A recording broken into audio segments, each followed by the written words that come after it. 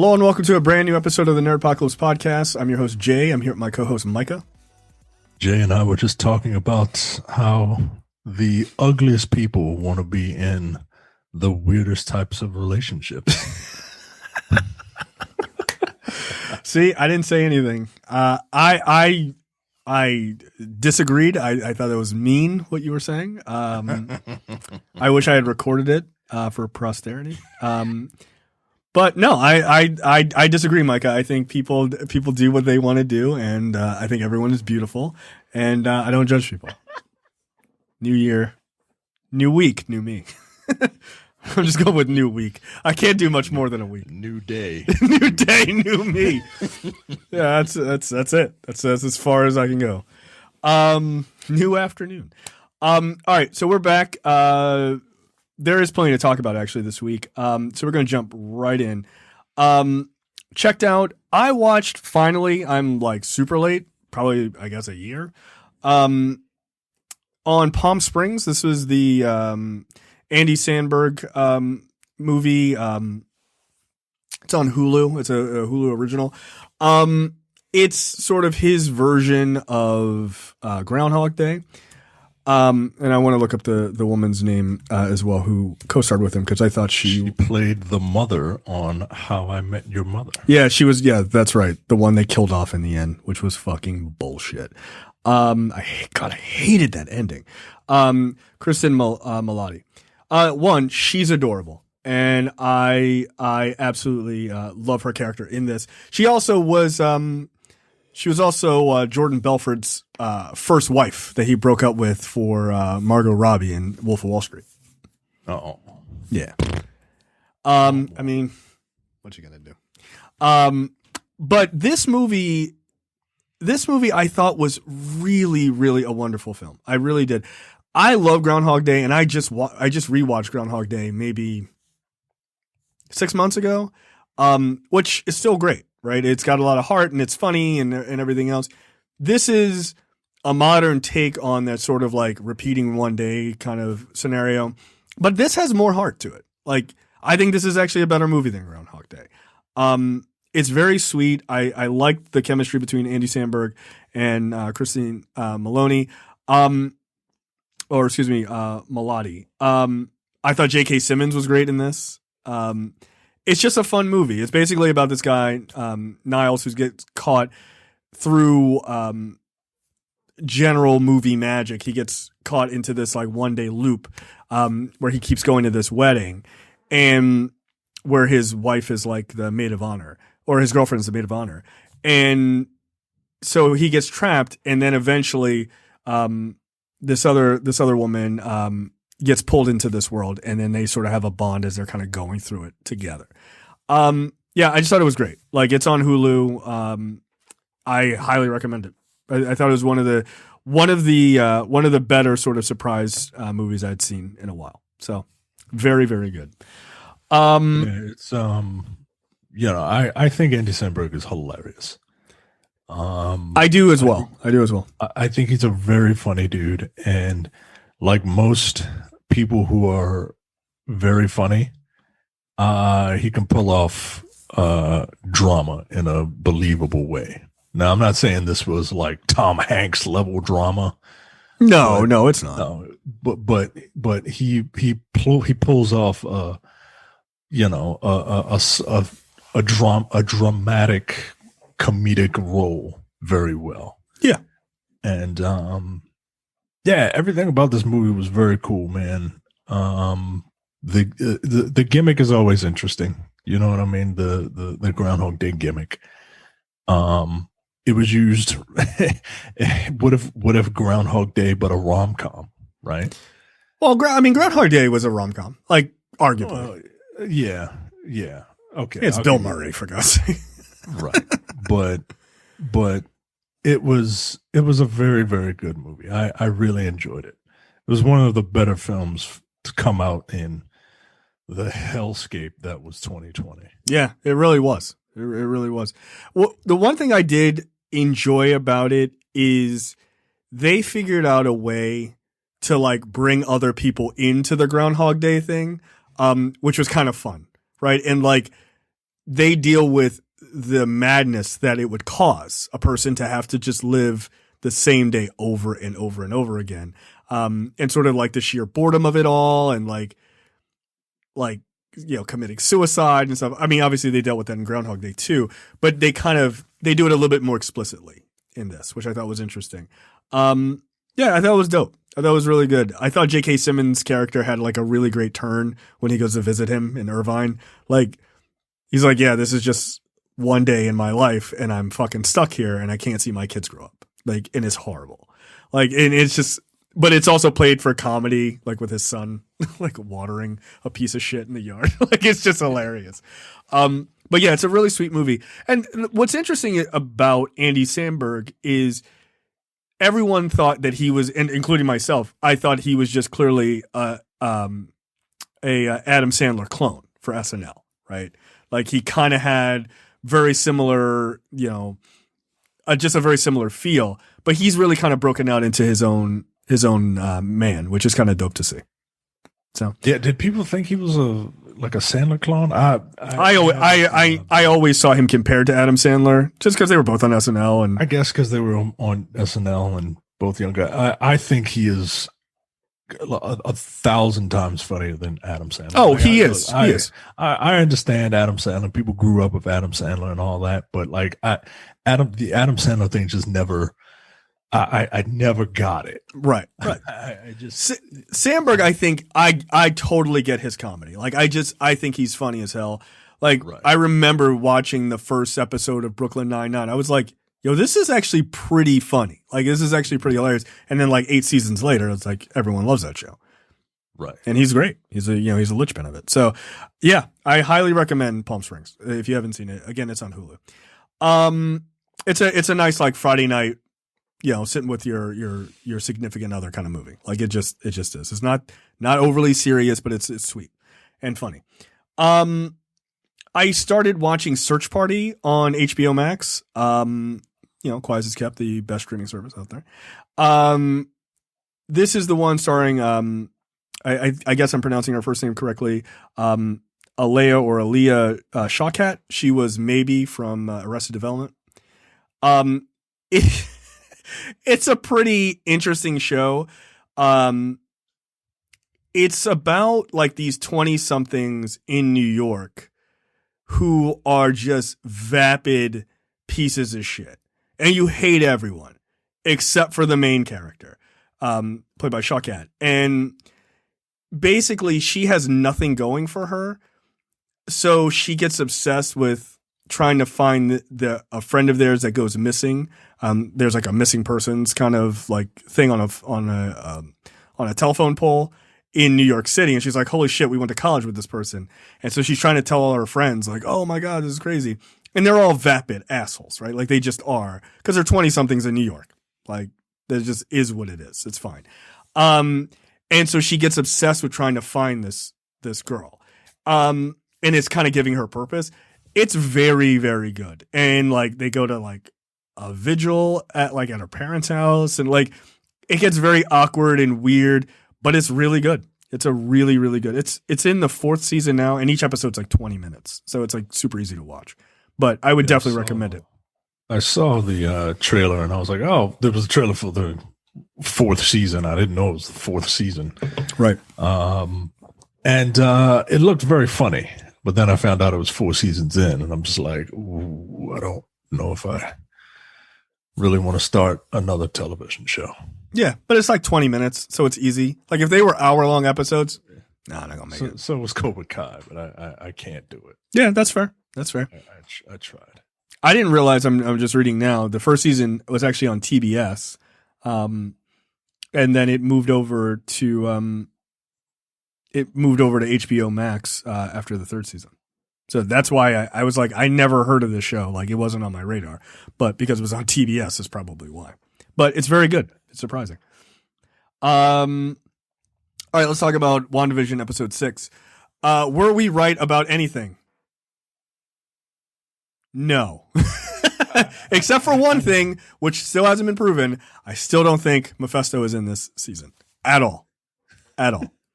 So is that the hard line? I'm going hard line. That's my hard line.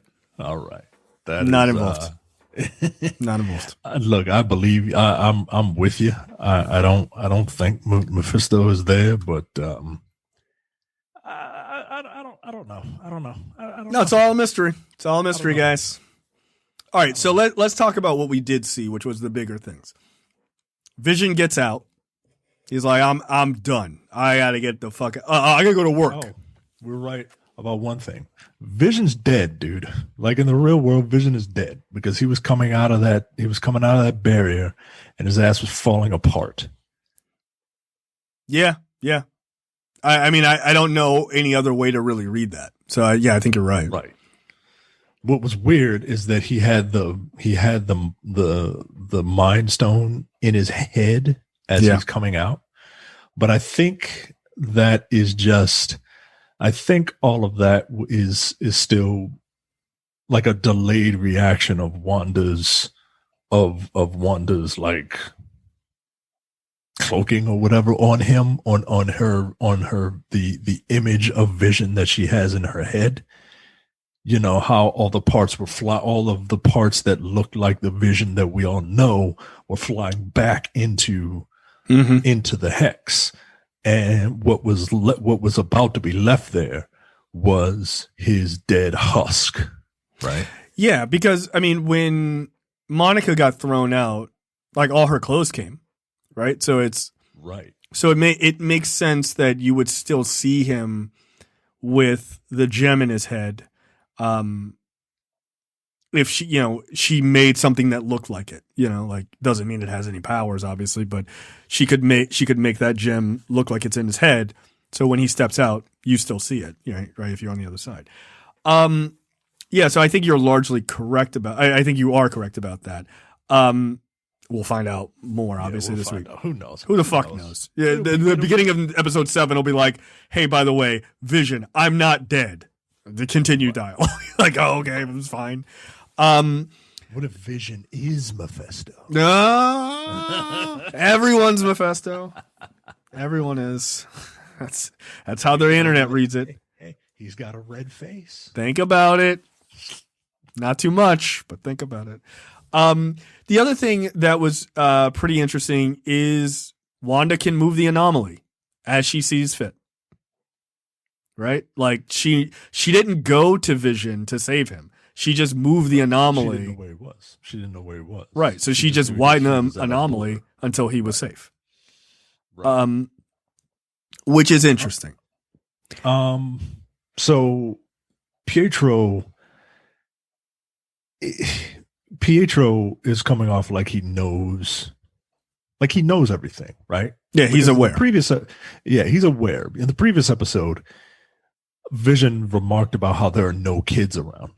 Yeah. And in this episode, it's a bunch of families and stuff walking around, kids everywhere.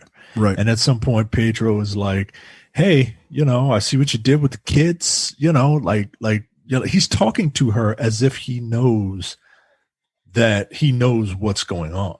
Right. And maybe he's Mephisto. Maybe he is Mephisto. Look, he had his hair slicked back. Instead of looking slicked back, it looked like devil horns. Oh, think about it. He's Mephisto. I mean, that would be a pretty good reveal if he was Mephisto. I don't want it to be Mephisto, but I also don't think it is. I don't want it to be the devil. Yeah, that's just silly to me. Hey, it's me, the devil. That's dumb. No, I think it is. I think it is Wanda's conscience, right? I think it's the part of Wanda's brain that is trying to trying to reason with itself, right? Like how you got the angel on one side and Mephisto on the other side, right? And you're talking, and they're trying to influence you. Yeah, I think this is what this is. This is a part of Wanda's psyche manifested, right? Okay, because that's a fair theory. I like that. Like, I think Wanda can control. Like, Wanda keeps saying she doesn't know how she did this. And as Vision goes further away from Wanda, what we perceive as the source of all this, he starts seeing glitches, right? Like he sees the one woman, you know, trying to hang something up, but she can't really do it. And people are frozen. Right. I think that her power has like a bit of a radius, like it's stronger, closer to where she is. As you go further away, you can kind of, you know, get she can't control everything at all points. Right. She's basically Bluetooth, right? She's got like 50 feet. That's the maximum of her power. Yeah, and I mean I think that's true. And I think most people would agree with that. But what's interesting is you can't have one without the other, right? You can't say that she's not the source of what's creating all of this, and the further you get away from the center of town, you know, like clearly the glitches begin, right? Like that doesn't make any sense. I think she is the source of it, and there's a clip for episode 7 that's like, well, like she's talking to the camera like in like, you know, sitcom confessional style, and she's like, well, you know, sometimes you have to, you know, just move the world you created a little bit further. And she just openly admits that that's what she did. And she was like, and then openly admits that she created the world. Like, I think she's, you know, somebody referred to Agnes, which this is not a, like, I understand their point, but this is actually not what the term means. They said that Agnes is an unreliable narrator. But the problem is Agnes is not a narrator of the story. Like that's not right. Like it's the person telling the story. Wanda's the unreliable narrator. Exactly. She's the unreliable narrator. And people keep taking what she says as being hard facts. And I'm like, yo, but she undercuts shit that she says in the very next episode, right? Like, oh, I don't know how this started. And then immediately in episode 7, she's like, yeah, this world I created. She fucking says it. Just straight up. Like, there's no caveats to it. So one of those is a lie, right? Like she doesn't know, or, you know, and someone else is helping her or did it, or she did do it. So she's unreliable. So it's hard to say one, you know, distinctively one way or the other. So I just take it as like what actions I see her take. No, you know, like she's the villain. Like she's the bad guy, and that's okay. I'm fine with it. What's up with the what was up with the commercial, right? Because all the other commercials were kind of things that happened in Wanda's life, right? That first commercial about the toaster was the an bomb allegory for the Tony Stark bomb, right? That she kept hearing it beep and beep because she thought while she and her brother were trapped, because she thought it was going to go off, right? Right. Then the next couple commercials are about her time in Hydra, right? And then one of the commercials was called Lagos paper towels, you know, to clean up a mess you made, right? And that's from that Captain America movie, right?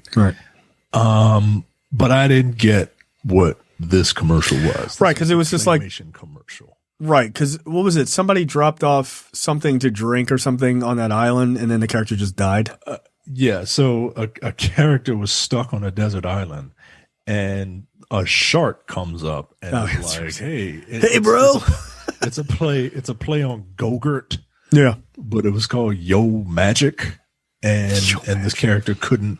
The kid couldn't open the thing of yogurt, and it's like, Yo Magic is for survivors. Like I don't know. Yo Magic is for survivors.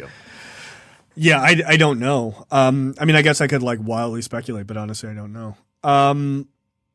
So yeah, I mean, the ending of her moving the anomaly and just like scooping up all of these sword agents and everything else is super interesting. Darcy gets pulled in as well. So here is my working theory, or this is my idea. I won't say it's a theory. It's just my idea. I don't want to say like this is what's going to happen. I'm not saying that. It's my idea. I think the anomaly is they've already established that it changes people's DNA fundamentally. They mentioned that with Monica Rambeau, right, when she came out of the anomaly.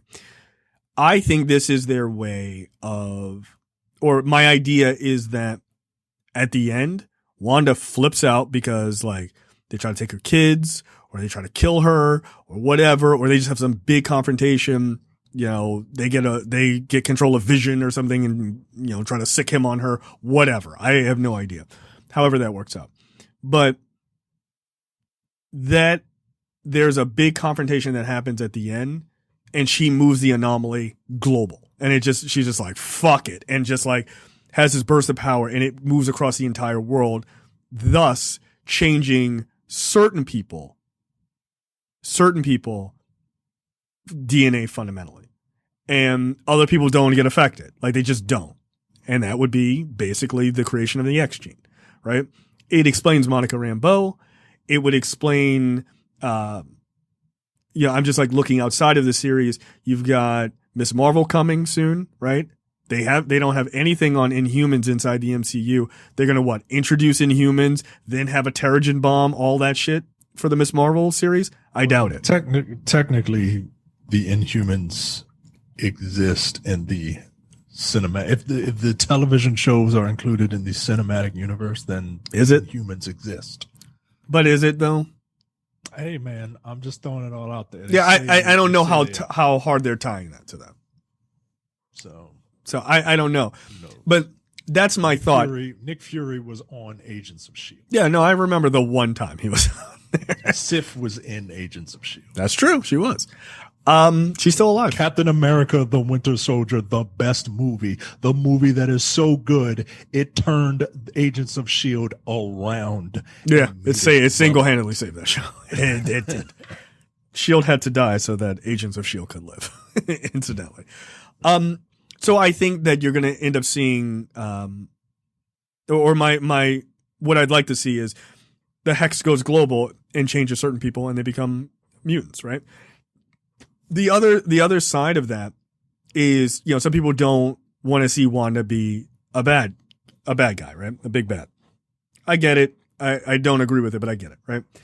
I think there are ways to do big bads that are a little bit more than mustache twirling villains. And I think what you could do is at the end when she like flips out and she's just like fucking sends the Hex global in this idea of mine. She pulls what her dad would do. I'm out. Fuck y'all. And just bounces, right? Like she doesn't need to stay there and like, oh, I'm going to do these things and this, I'm going to be like a Thanos villain. She didn't need to do that. Like there are tons of stories in the comics where Magneto is just like, I gotta go. Like, I'm just sick of you people, and just bounce and just be like, I'm going to an asteroid or I'm going wherever the fuck I want. Don't come for me. I'm not fucking with y'all. Leave me alone. I'm out. And she just bounces, right? Like, who going to check her? No one, right? You just leave her the fuck alone. She bounces. And the way you bring that character back in a redeeming way, right? Like the things she does affects the entire course of the universe, right? The entire MCU going forward. She helps to create mutants. Like she changes the face of the MCU permanently, right? That all happens. She gets the fuck out of there. And how do you redeem that character after all of that? You bring her back because they need her help to beat who? Kang, who shows up in Ant-Man and the Wasp 3, right? He clearly becomes the big bad. He's a massive character. They're gonna need somebody as powerful as Wanda to take him on. And somehow he decides, like something happens with her kids or something shit like that, and that's what brings her back to the fight. Redeemed. She's just out of the picture for a while. And that's fine. That's how you do it. You don't have to make her fucking Doctor Doom. She doesn't need to show up every week and all that other shit. She doesn't have to. Do something that, like, the idea of changing the face of the entire MCU based on the actions of one woman is an incredibly progressive idea. And I don't see the MCU doing, again, another like, there's a guy pulling the strings type of shit. No, but this kind of stuff would be in line for where they're going. Like, let her have massive effect. And then she just like, deuces, I'm out. I think it'd be cool. It'd be a cool idea. And then bring her back as this fucking super powerful badass to take on Kang. Like, yeah, okay. It's fine by me. Some solid booking. Who Monica makes mention of her aerospace engineer friend, and they got back. This person got back to them. I think she used a masculine pronoun, so I'm just gonna say he. Who do you think it is? First of all, who do you think is not? It's not Reed Richards. That's a crazy, you people are wilding. Like, I understand everybody, it's too obvious. Knows that the Fantastic Four is coming. It would be, I don't think they have the balls to introduce the patriarch of Marvel's first family. No way. In a Disney Plus TV show. No, that's big casting, dude. That's super big casting. There's no way. There's no way. That's like when people are like, they'll introduce Magneto in this. No, they're not. What are you talking about? Like, look outside of the show. Business, dude. They're not throwing that massive hammer down like in episode 7. Like, surprise, it's Reed Richards. What? Also, that's gonna overshadow the show. Right, it's too big. That's too big. Overshadow the actual show. Like, you can't have, especially not for Reed fucking Richards, that dickhead. This is the one thing that I'm not going to enjoy, is that when this Fantastic Four movie comes out, and I'm really looking forward to it because I like the Fantastic Four and I like the idea of the Fantastic Four, but I like how writers have treated Reed Richards from, in his early days, he was a straight up, like, he was problematic. Right? Like he was written in the 60s, dude. Yeah, he's a father knows best. And he was a straight just misogynist, dude. Like the way he treated his wife was like, what the fuck? And then later on they kind of toned that down because they're like, whoa, this is kind of, we should probably not have this guy treat his wife like garbage, right? Like she's just an idiot, right? Yeah. But then writers have started to bring that back because, it's interesting. Yeah, he's a dick. He's a dick. But guess what? You can be a dick when you know everything, right? Yeah. Like it's a personality quirk. But they're not going to start off with that dickhead Reed Richards. They're going to start off with like the heroic, scientist, large chin, yeah, he's gonna be like, he's not gonna be the Reed Richards that I know and loathe. He's gonna be like a hero. What's his future alternative ego? Where he's got the giant head. What's his fucking name? What the fuck? Oh, what is it? His name? God damn it! Now I gotta look it up. The Thinker? The Maker. Thank you. This giant dome. Why is he wearing that weird helmet? Well, he's a freak show underneath. That was such a good series. Like, that reveal was amazing. By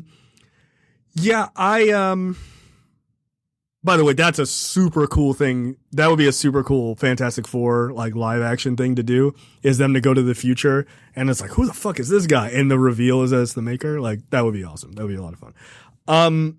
But yeah, I don't see it being, I think it's two things. Elizabeth Olsen said that there's a Luke Skywalker style cameo in the show. And then Monica Rambeau is saying, I've got this aerospace engineer contact. I think people are assuming that's the same person. I am not assuming that's the same person. I assume that Elizabeth Olsen's character she's referring to is probably Doctor Strange. That's my guess. Which in saying that, it seems pretty obvious, so probably it won't be, right? But it'd be cool if it was. The aerospace engineer or whatever, I think it's Eric Selvig. That's who I think it is. Like, he ties everything back all the way to the beginning, right? Like, to bring him back, and I mean, how much is it to get Eric Selvig in the show? Like, it's probably not a lot, right? He's not a big $20 million guy, right? So, to get him in, I think would make sense. Like he's seen all the crazy anomalies and all the Tesseract and then all this other shit. Like, why not? Why not bring him back? He's a fun character. Like, but I don't think it's going to be somebody like Reed. That's to me is crazy. I don't think you don't cast somebody like that and just throw him in the show. No, that's like when they do casting news, they use that to generate buzz about films. They're not going to just throw that away in a Disney Plus series. Like that doesn't make business sense. It doesn't generate like, no, because it's like, whoa, here's the leader of the Fantastic Four. Where is everyone else? Honestly, I have to believe that would have been leaked. Like 100% would have been leaked. And then, like, come on, yo, you're not gonna just sneak in a Reed Richards camp like that. Would have been leaked. Someone would have seen John Krasinski on set. Get out of here. No, I just don't see it. I don't see that being that being the reveal. I mean, it would be wild if it was. Yo, what if it's Victor Von Doom? It's not. Again, what if it's Victor Von Doom? No, Micah, for a second, let us imagine. What if it's Victor Von Doom? It is impossible. Why don't we just divide by 0 also? It's impossible. They're never, ever going to. First of all, why would Monica Rambeau have Dr. Doom on speed dial? Why not? I don't know. Get the fuck out. He's just a college student, right? Like, get the fuck out of here, man. Yeah, he's just like a really arrogant doctoral student. Like, that would be a wild reveal. Again, I don't think it would happen because, again, casting, that would be crazy. But what if it was Doom? Like, that would be nuts. Oh, I have a friend. Who's that? Oh, his name is Victor. Like, excuse me? Victor what? Oh my God. Yeah, that would be a Luke Skywalker level cameo. Like, that would be nuts. But they're not going to do that. Like, I highly doubt it. Again, business-wise, it doesn't make any sense. So my guess is somebody like Eric Selvig. That would be fun. I mean, who else? Banner, maybe? Banner could work. No, Banner's not. That's not his forte, right? He's not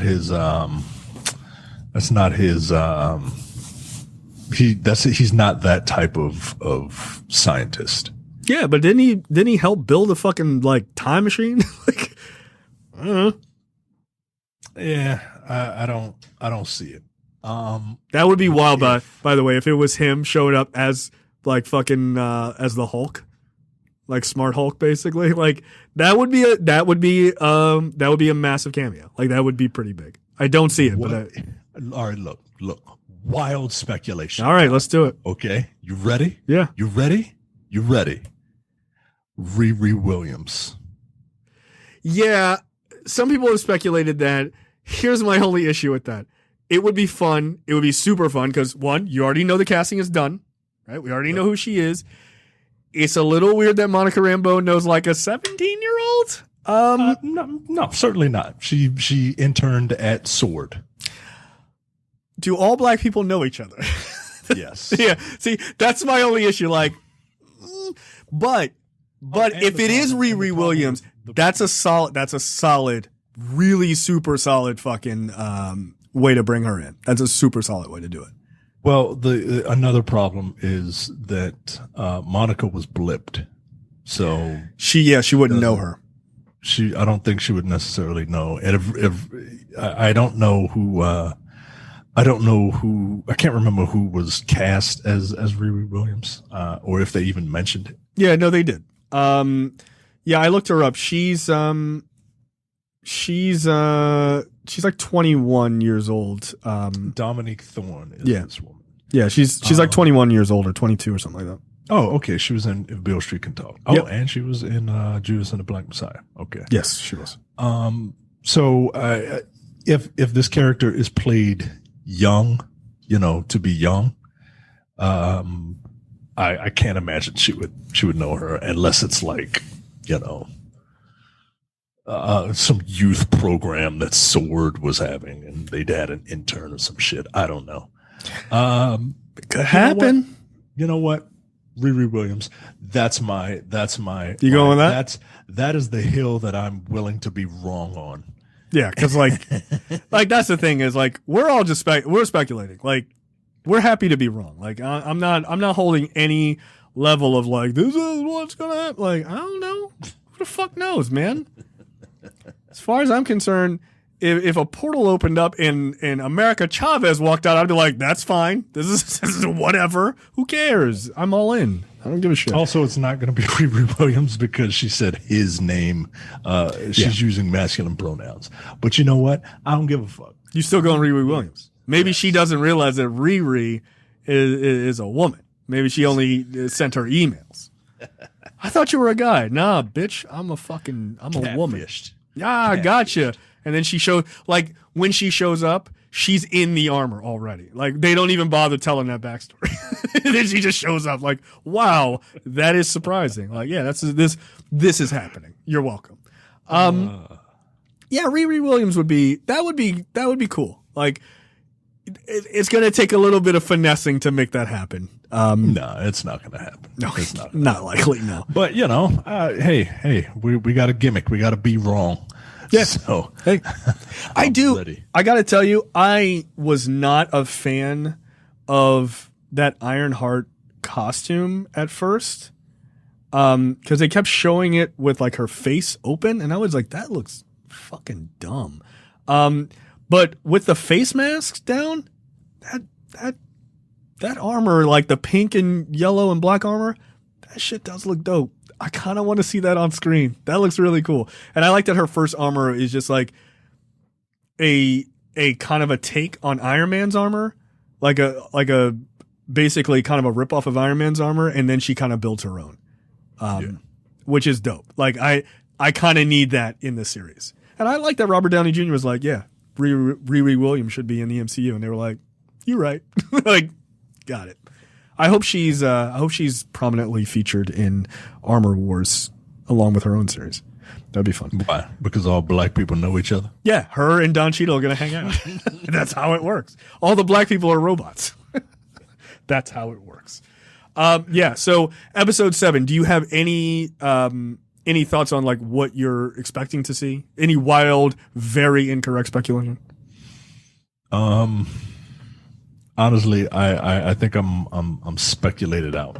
Yeah, that's fair. I don't know what. I don't think you're going to find out the mystery, right? No. Like I think they're going to drag out the mystery for at least this episode, and then you figure out what's going on in episode 8. Then you have your denouement in episode 9. Like you figure out what's going on in episode 8, and you either handle it in that episode or you handle it in episode and you handle it in 8 and have like your cool down in 9, or you find out in 8, you figure out what to do in 9. I think it's more likely the latter of this. Like because I think it's going to be, I think 7's going to be balls to the wall. Like I think it is. I think 8's going to be balls to the wall, mystery kind of revealed, and then 9 is like, holy shit, here are all these massive repercussions, like of all the things that are going to go on. So yeah, okay, sounds good. I don't know. I have no idea what's going to happen. I assume 5 minutes into it, someone will walk through the door and be like, I am Mephisto. Turns absolutely. The strings. It turns. Yeah, he's literally going to. It's literally going to pan out and see a giant Mephisto with marionette and treating Wanda like a marionette. Yeah, no, that's obviously what's going to happen. Monica Rambeau is going to roll up at the Baxter Building, and they're going to all hop in the Fantastic Car, and they're all 4 of them cast, by the way, all 4 of them cast in costume. Amazing. They're all gonna go and figure it out, and Captain Marvel's gonna come down. And wow, this is a hell of a finale. We're gonna figure out what the beef is between Monica Rambeau and Captain Marvel, and then Monica and Captain Marvel are going to get into an arm wrestling contest, and then Captain Marvel is going to go binary, and Monica is, her powers are going to manifest right at that moment. Right at that moment. Will she do the over the top thing, like in the Sylvester Stallone movie where she grabs the thumb, and then like Captain Marvel's drinking like motor oil? It's a very weird ending to this series, but it's going to happen. And then Darcy is going to turn into that 9-foot woman from Resident Evil, because why the hell not? I'm okay with that ending. That sounds. I'm very okay with that. Yeah, no, that actually worked out quite well. Yeah, Darcy's not going to get any powers, guys. No, it's only, I think Darcy going into the anomaly is only there to prove that just because you go into the anomaly doesn't mean something happens to you. I think that's the sole reason why she's there. And I like that. By the way, somebody had a great idea, and I'm going to mention it. I did not come up with it, but it's awesome. Is when they go into the anomaly this week, since it's like modern, like 2000s. Well, people said Modern Family being the basis, which makes sense. Especially when you see that clip, like it actually might be, but to have Darcy working in a diner like that show, Two Broke Girls, and having the other girl from that show being another waitress, and they just kind of like look at each other for a second and then just kind of go back. That would be clever. That's funny. Like, why not? Like, I don't know what channel that was on, but like, just talk to them. Like, can we just, like, you don't even have to you don't even have to get permission. Just put her in a waitress outfit, and everyone will get the reference. Waitress outfit, right? Yeah, get the reference. Like, I think that would be absolutely hysterical. That would be funny. Yeah, just play around with it. All right, enough terrible and definitely wrong speculation. All right, let's jump right into Lightning Round. Sources tell the Hollywood Reporter that Donald Glover has secured an 8-figure multi-year deal with Amazon Studios. This is said to include a Prime Video channel that will highlight Glover's work as well as other curated content.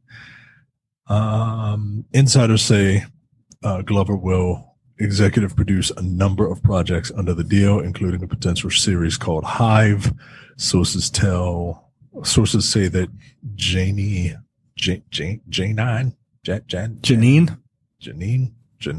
that's how you spell Janine? I don't know. Janine Neighbors, whose credits include Watchmen, will have a show centered on a Beyonce-like figure, and that a former first daughter, Malia Obama, has joined the series writers' room. Wow. Yo, that's amazing. Donald Duck. That's from a conversation earlier, yeah. Yeah, you don't want to. No. Anyway, Donald Glover is doing big things. So he left FX. So does that mean no more Atlanta? No, Atlanta is continuing.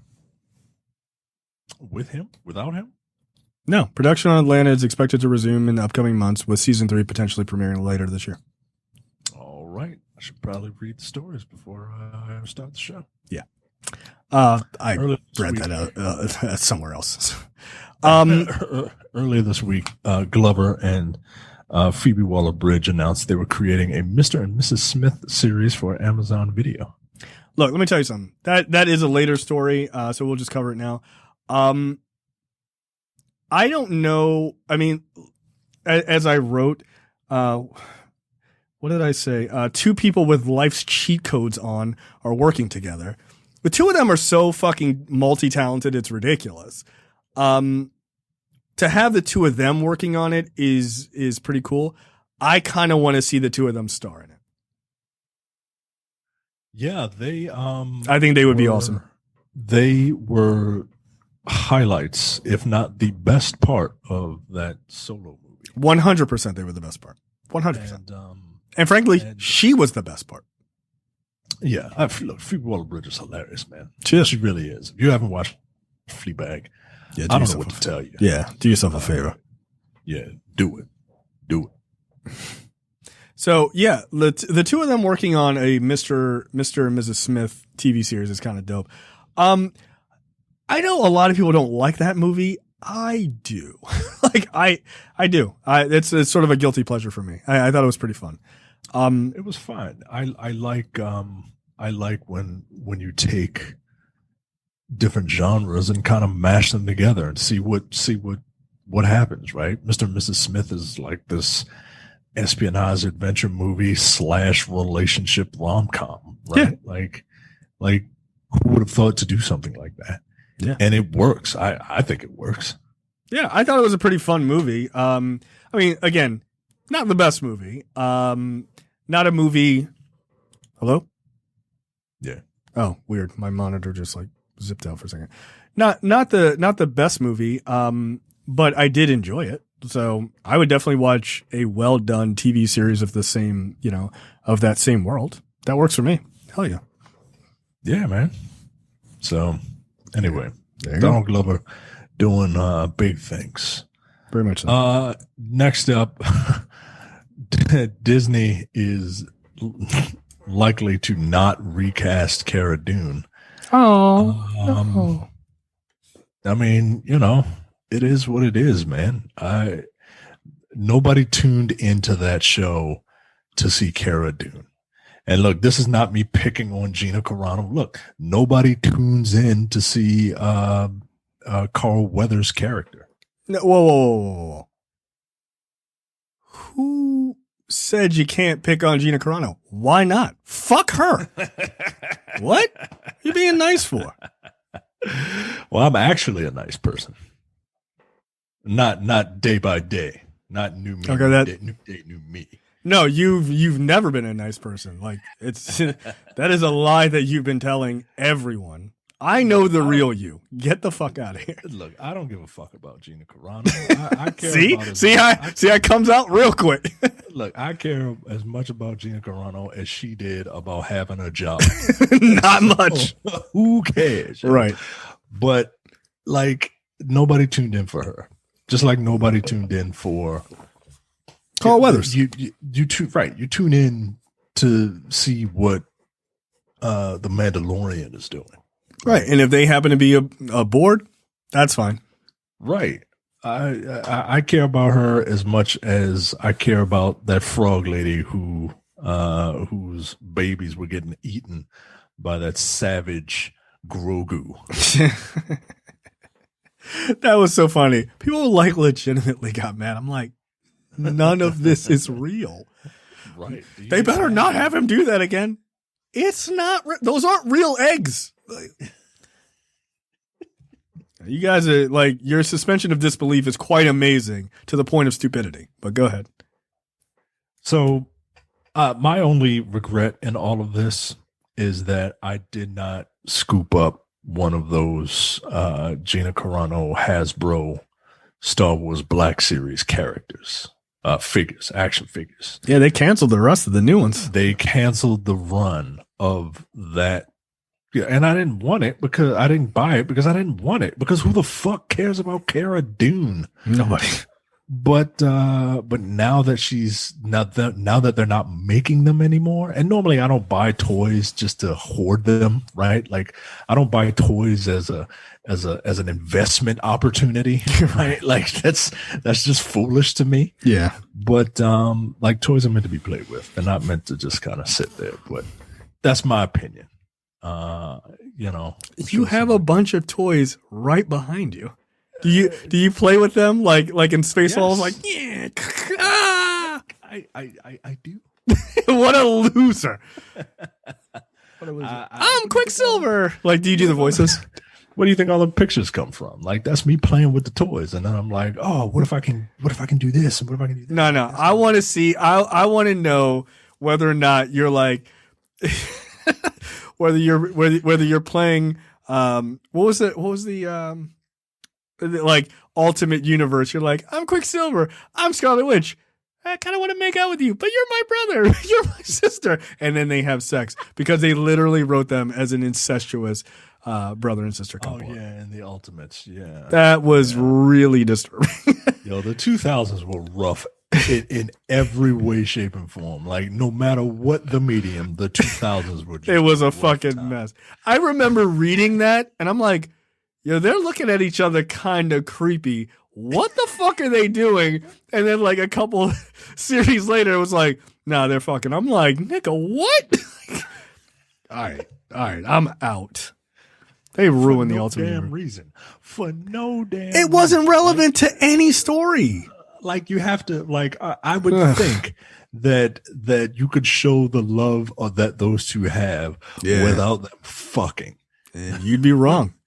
Like, Jesus Christ. Nah, Jeff Loeb was like, I need to see them fuck each other. Like, why?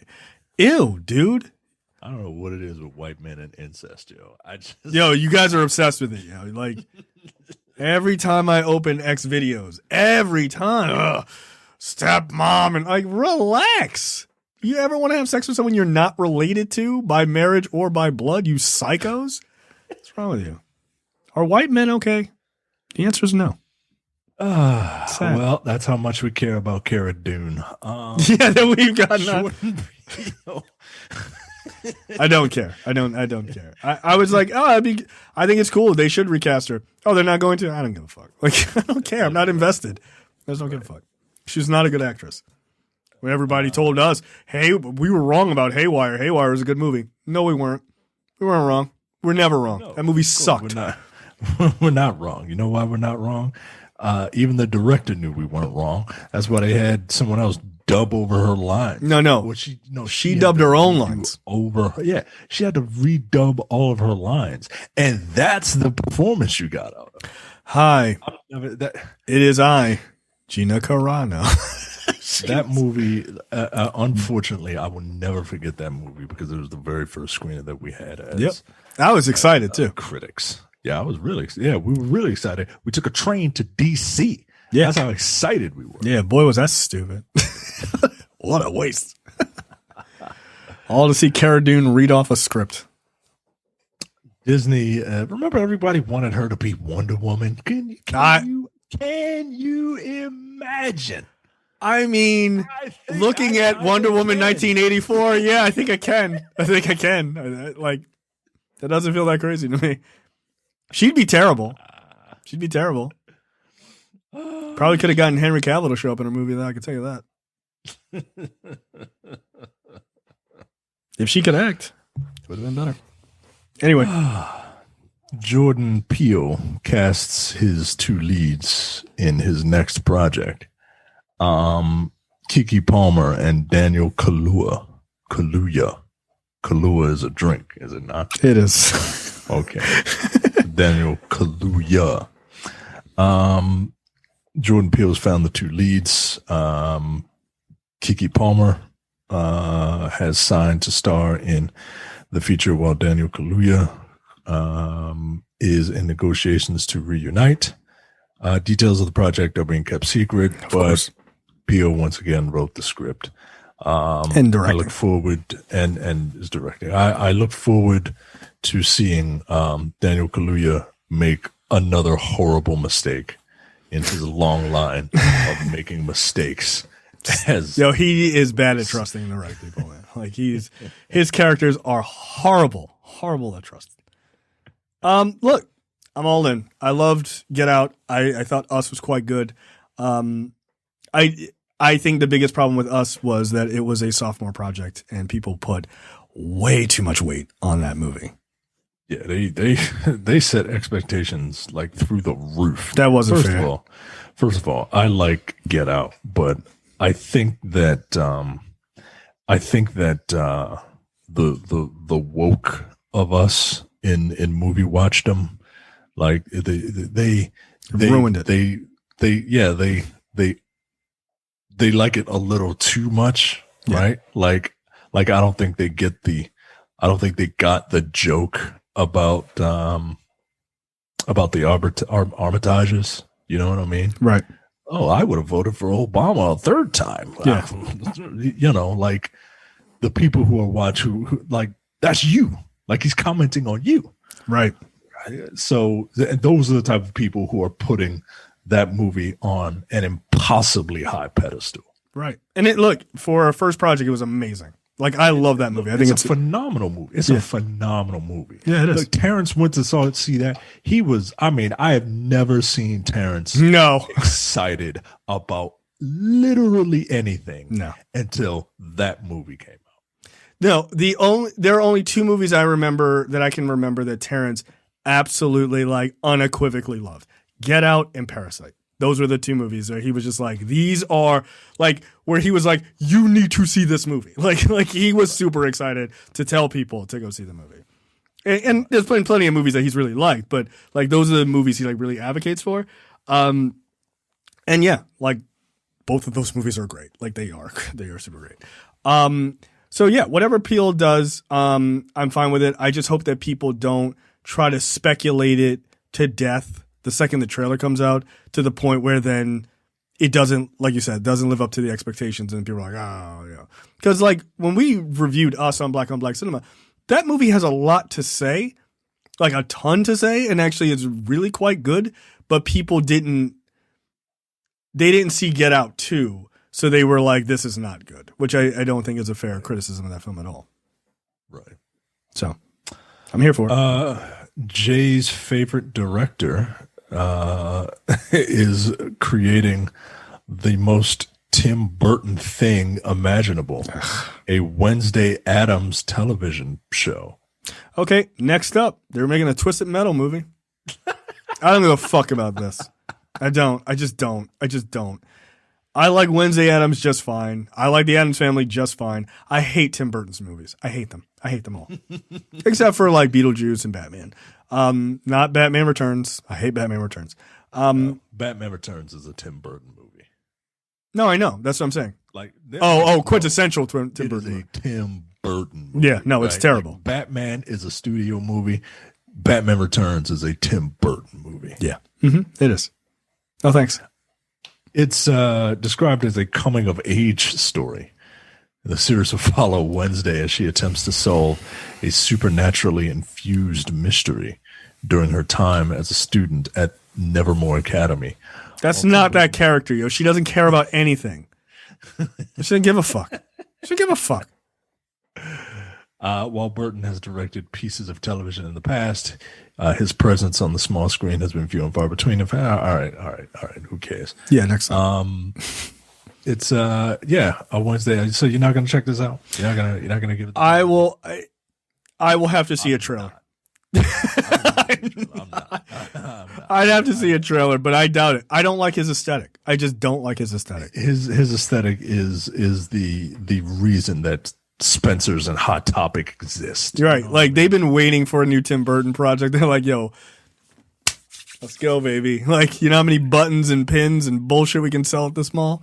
Yeah, I'm not a fan. I was never into goth. Like, I just wasn't. I don't think wearing black tutus or black wedding dresses around while wearing Doc Martens is interesting. Like, I just don't like his aesthetic. I'm just not a fan.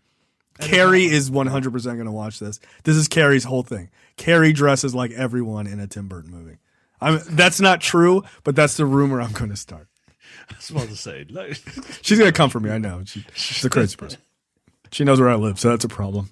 I'm not going to let you in. Fuck you, dork lord. she's gonna message me sometime around noon tomorrow and be like, "What the fuck are you talking about?" Yeah, no, I just don't. I'm not a fan of his aesthetic.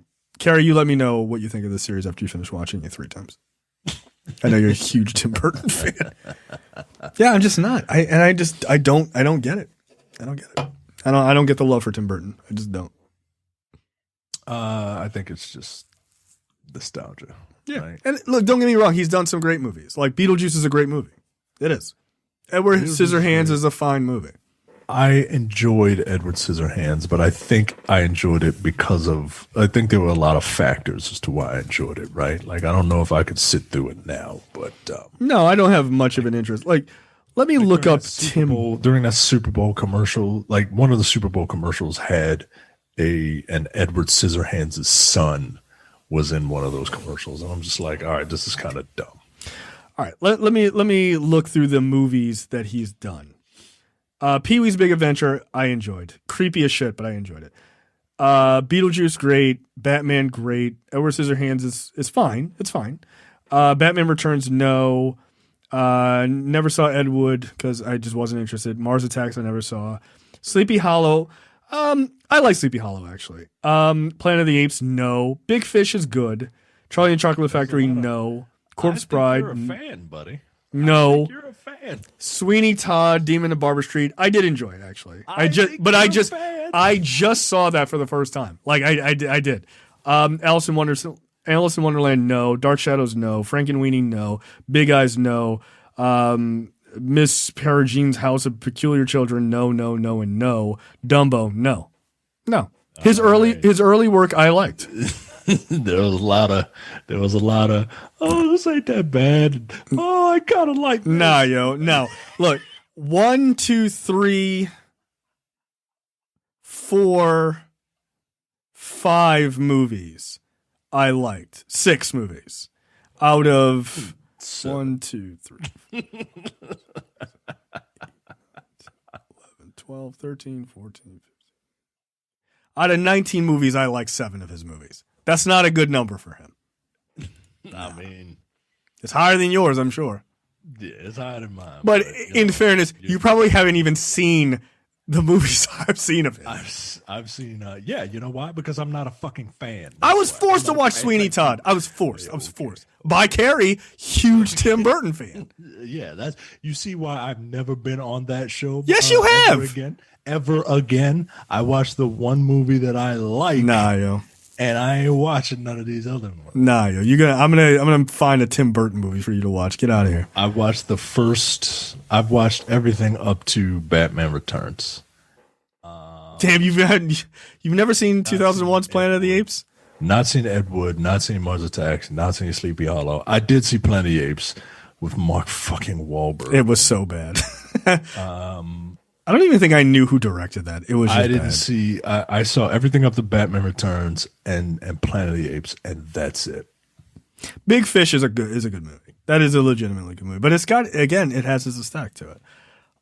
Yeah, pretty much everything after Big Fish, almost pretty much everything after Sleepy Hollow is bad. Minus like Big Fish and Sweeney Todd. Again, I just saw for the first time. But that's a very Tim Burton film, which is crazy because I did not think I would like it. But I did like it. But I like that story. So there you go. No. No, go fuck yourself. According to a report, an upcoming Twisted Metal show series is in the works. You say that, but then I'm gonna need you to look at like videos of the stories from Twisted Metal Black. Are they good? I think they would be up your alley. Really? There's a lot of the worst part about Twisted Metal Black was actually playing the game. I was gonna say the graphics. The graphics are horrible. No, Twisted Metal Black is very good. It's a very good game. It's got very good stories, and they're all like short stories of, you know, these people who are down on their luck or who are, you know, have for whatever reason they enter a car combat competition because that's how everything is solved in video games. We need a competition. Tournament to the death. More on that later. Yeah. And one person offers them they can get whatever they want. They get a wish. And sometimes it's a monkey paw thing. Sometimes it's like bloody revenge. Like one guy, he was like a sharecropper or something like that. Junkyard dog? Or a farmer. And his wife he found out his wife, and he's ugly, right? Like he's hideous. And he found out his wife's cheating on him. And he was just like, his wish was just like to kill his wife. So he runs her over with his airplane propeller. Like, it's fucking wild, dude. So yeah, you say that. I am interested in a Twisted Metal series. I just don't. And look, if you're going to keep like the car combat stuff, I would imagine that Twisted Metal would be like those later Fast and Furious movies crossed with Black Mirror. So if that sounds interesting to you, then yeah, that's what I'm hoping this is. Will Arnett has been cast as Sweet Tooth. So he's got the voice. He's got the voice. I don't know who Sweet Tooth is, but Sweet Tooth. Yeah, I know who he is. He's basically a killer clown who got the electric chair, and the shit kind of set his head on fire. So now he's just walking around with a flaming head. You know what? Will Arnett's good. He's a very good voice actor. He's a pretty good actor. He's a very good voice actor. But this is a live action thing, is it not? The show reportedly tapped Arnett for a quote for a cameo voiceover role. So I don't know. I don't know. Wow. But I am interested. The show reportedly offered Anthony Cut the Check Mackie really as the lead role of John, while Kumail Nanjiani was once considered as well. They don't really have much. It says a high octane action comedy. It's a high octane action comedy that revolves around an outsider trying to make life better for himself, which leads him being tasked with delivering a suspicious package across the post-apocalyptic wasteland, triggering I don't like that. All right, I don't know if okay. I'm just gonna go rewatch cutscenes from Twisted Metal Black. It's on YouTube. I have it pulled up. Somebody made a video of all of the characters. You should watch them when you get a chance. They're actually pretty interesting stories. Okay. You're not going to do it. I'm not going to. It's an hour, dude. It's an hour. When do I have an hour that I'm going to sit and watch PS2 graphics? I'm not going to do that. You should, though. It's really good. Disagree. I'd rather watch another Tim Burton movie that I love, as I'm a huge fan. Movie and TV news this week. It's a grift. It's a fucking grift. They only shot one new scene for the Snyder Cut. $70 million. They shot one new scene. Well, you have to, you gotta account for all those scenes that were on the cutting room floor that I know. be touched up, right? Like that one shot of Cyborg with the with the clip art gun next to his coming out of his shoulder. You know what I'm saying? No, it looks really good. $70 million, man. That's the money's right there on the screen. On the screen. Wow.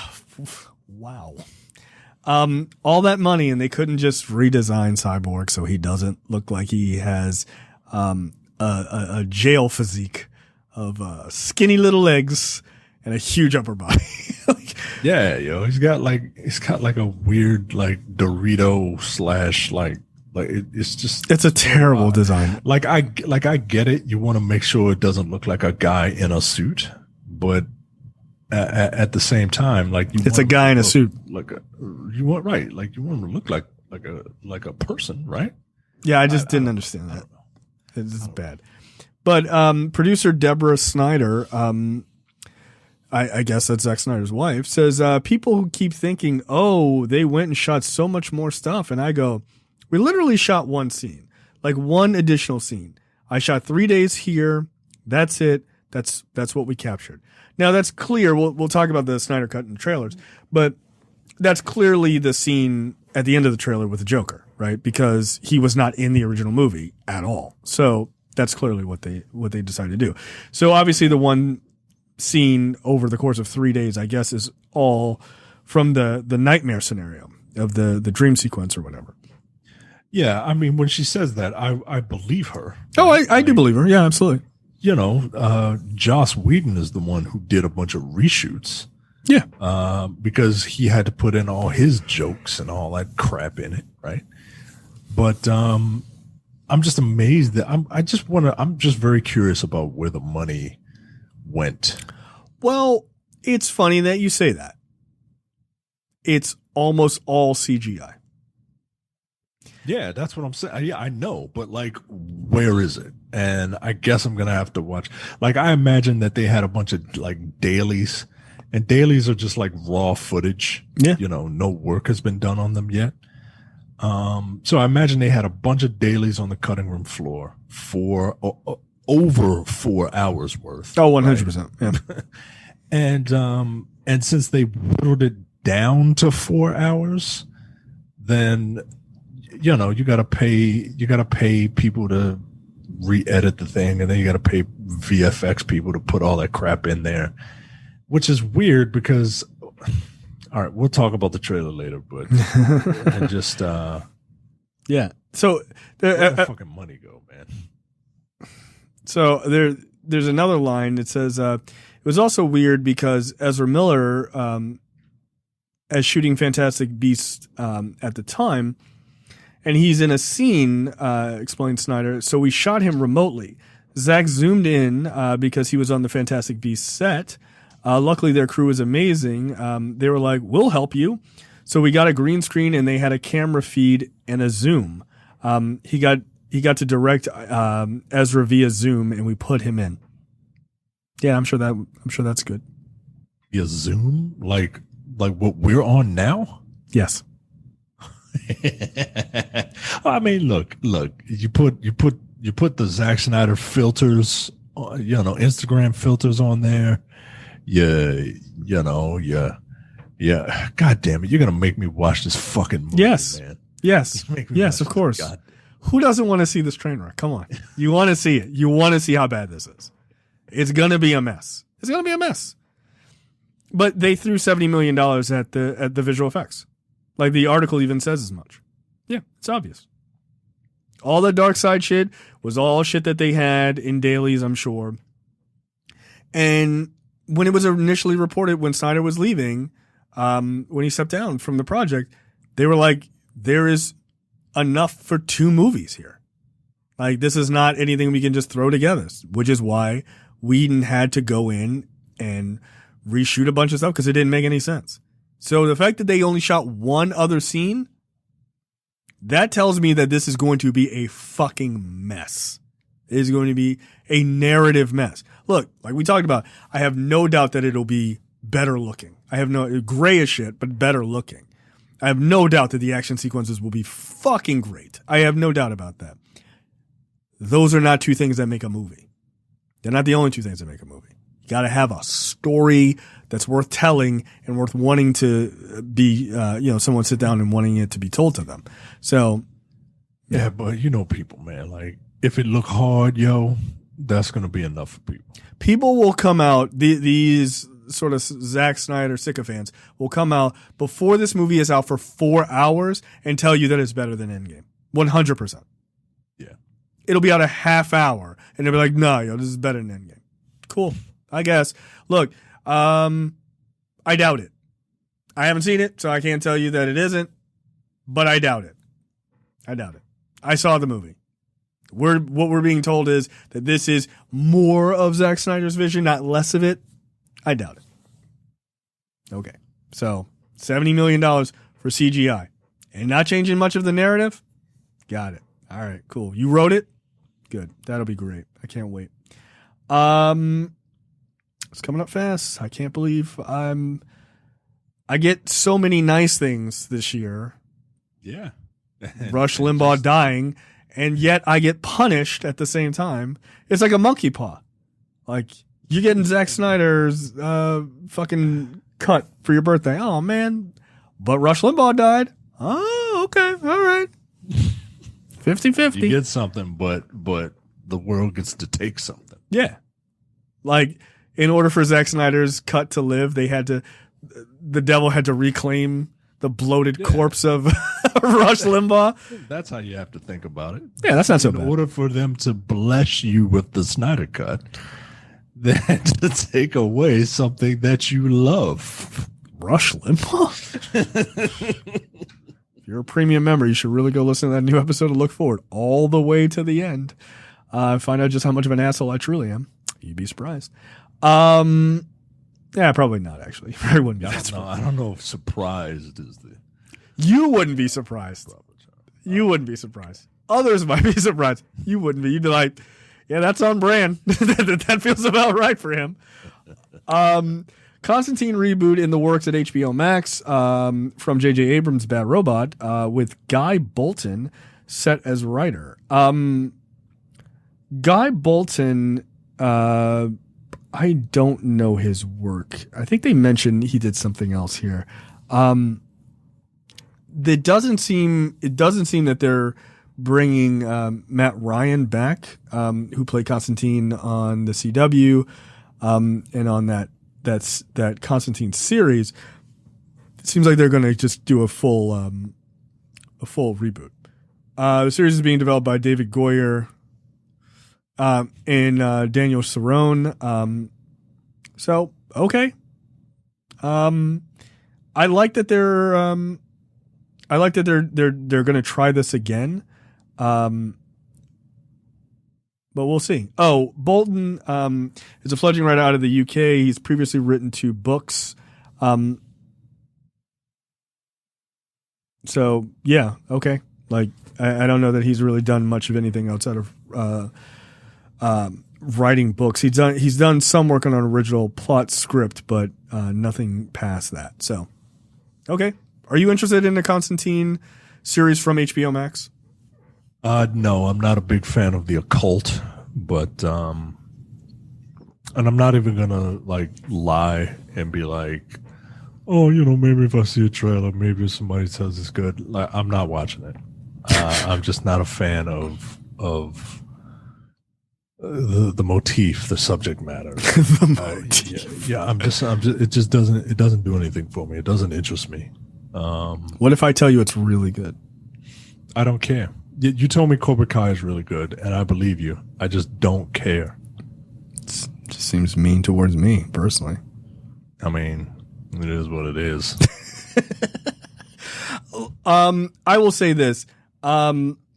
Is this a part of like general HBO Max, or is this like the DC Comics part of HBO Max, right? Like, because regular HBO Max does really, really great work. Like they do. Like their original content is pretty fucking stellar for the most part. The DC specific things,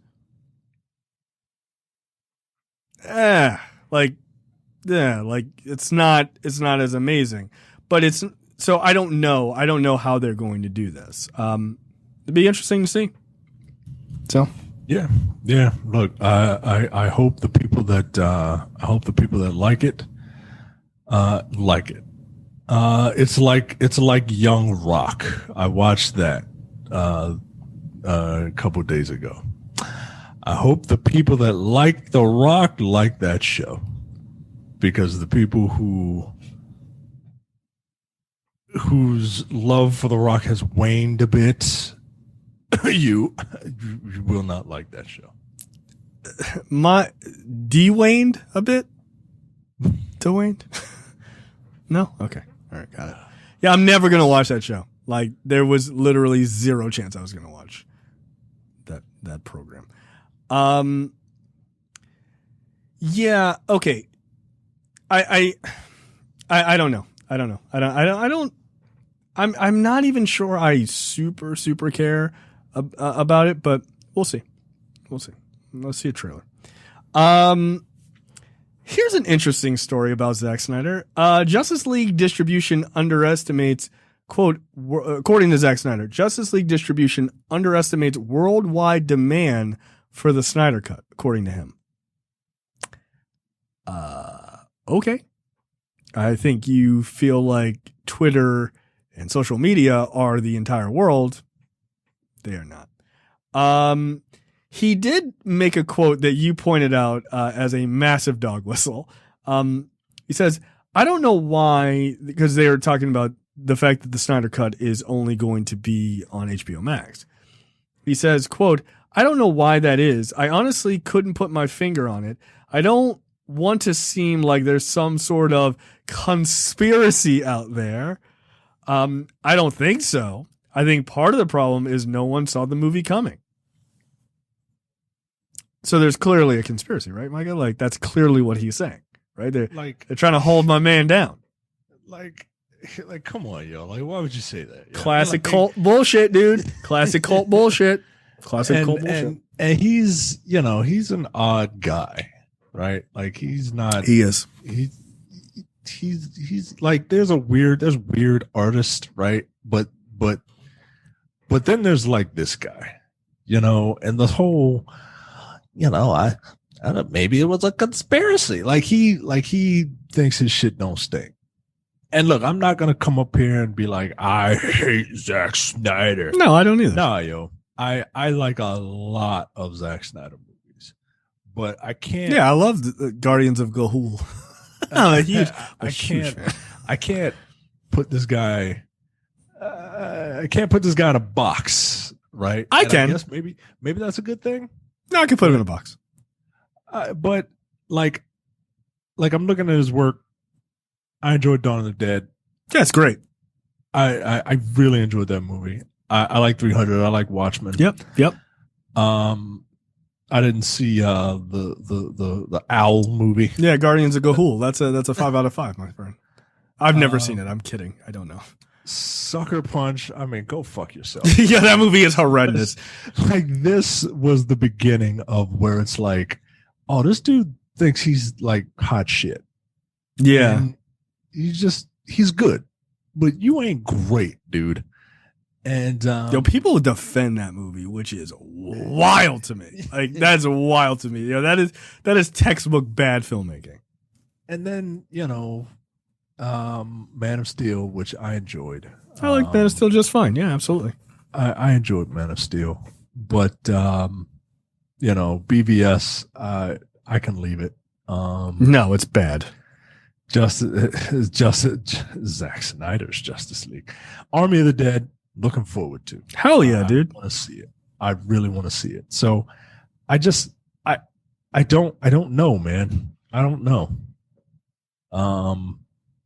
He's just a weird dude, and I think that because people like the majority of his movies, they think that, well, I like everything that he's directed, so he must be like a genius or whatever.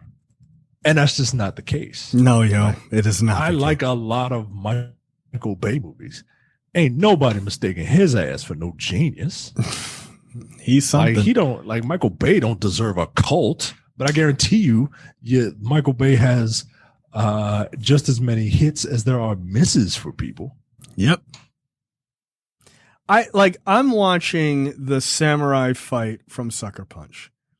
This has every bit of potential to have been an awesome scene and an awesome movie. Like, just nerding out to the absolute nth degree. It is not good. It is a CGI shitfest. Look, I need people to realize that cool shit doesn't make. It's not the only thing that makes a good movie. I think that's it. Like, because Zack Snyder has a really good sense of style. He does. You and I talked about this offline. If he was a second unit director and he was like, I'm just responsible for like badass action sequences and like really balls to the wall shit, 100% he'd be a fucking legend. But because he's out front, no. Yeah, no. I just yeah, he's got. I think people are. He's the definition of style of a substance. 100% he is. And 100%. And for a lot of people, style is enough. Look, I'm not shaming you. I was like that at one point. I still am to a certain degree for a lot of things, right? Like, if something just looks cool, I will give it a pass. Mortal Kombat, but I need you to also know. I need the director to also know that. You know what I'm saying? Like, right. Like, there's one thing to be self-aware, and you're just like, yo, this is some balls to the wall shit. Like, it just is. And then it's like, I'm gonna make a rape story, but with samurais and shit. Like, don't do that. Like, that's out of your depth. Like, you're not good enough to make that story. Like, you're not capable of it. Yeah. Because that's what Sucker Punch is about, guys. Like, it's about rape. every time there's an awesome, like how fucked up mentality, like dude bro mentality is that every time these women are being brutally raped, that's when the cool shit happens in the movie. Yeah, every time she's like, oh, I'm dreaming. She's being raped, guys. Like that's what that movie is about. There's a lot of rape in that film. And again, if that movie was just played as like a straight B movie, it'd been awesome. But don't try to tell me some like super serious story. You're not capable of that. Like you're just not. It's out of your wheelhouse. And that's okay. Like again, I don't hate Zack Snyder. I just don't lionize him because he puts some cool shit on screen sometimes. Right. Like that's dumb. That's dumb. Like, and I'm not like, I know there are some people who listen to the show who are like, oh, but I really am excited about the Snyder Cut. That's fine. That's fine. I'm excited to see what he does. Right? Again, like I said, visuals are going to be awesome. Like if you take the fights in Sucker Punch as any example, like there's going to be some cool shit. Like there's going to be some cool fucking moments. But all the talky parts are going to be a fucking problem because he's not good at that. He's really not. So, yeah. Neville Dean and Taylor, really good at visuals, real bad directors when it comes to anything that requires dialogue. Same thing. Yeah. And don't get me wrong, he's better than Neville Dean and Taylor, but he's on that same spectrum as them. Yes. So, yeah, and again, I'm watching the Sucker Punch scene. On the surface, it's very cool. You just had a samurai shoot a bazooka and has a Gatling gun for some fucking reason, as they did in old timey Japan. It's fine, but it's fucking nuts. Yeah, it was a staple of the Edo period. Gatling guns, but yeah, it looks very cool in that like I'm in 8th grade sort of way, like it just does. Yeah. So. Yeah, so he thinks that it's possibly a conspiracy, which is bullshit, that they're not distributing this in theaters. They're not distributing it in theaters because there's not a need for it. It's not a need for it. Look, they would have if things were normal. I have to believe that they would have, right? Perhaps, yeah. Because actually, to be honest, I think if things were normal, I don't think you'd ever get the Snyder Cut. You know what? Yeah, you're probably right. Because I think they needed something to put out. Like they were like, look, we'll spend $70 million or whatever. We need something to put out that's going to get people fucking amped for this shit. Yeah. I don't think if the pandemic didn't exist, I think they'd have been like, yeah, oh, are they talking on Twitter? Yeah, well, whatever. We got Wonder Woman coming out. We got all these billion-dollar movies coming out. We don't need to worry about this. But because they need revenue, that's why you're getting it. Yeah. That's why. Yeah, you're probably right.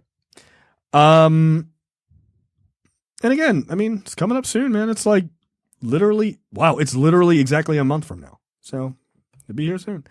Birthday. What did I do to fucking deserve that? Meanwhile, Terrence gets Falcon and the Winter Soldier on his birthday. Fuck you, man. It's not fair. Next up, Zack Snyder says Warner Brothers has no interest in him doing a Justice League 2. Yeah. Well, Warner's has no interest in him doing it. Yeah. He says, quote, reality is, as far as I know, there's no interest and or appetite to do more of these movies from Warner Brothers, with me anyway. But I didn't think finishing the film correctly would ever happen, but I did do my best to, as far as the creation of the Justice League, those different personalities being brought together, that idea, that's what this movie is about.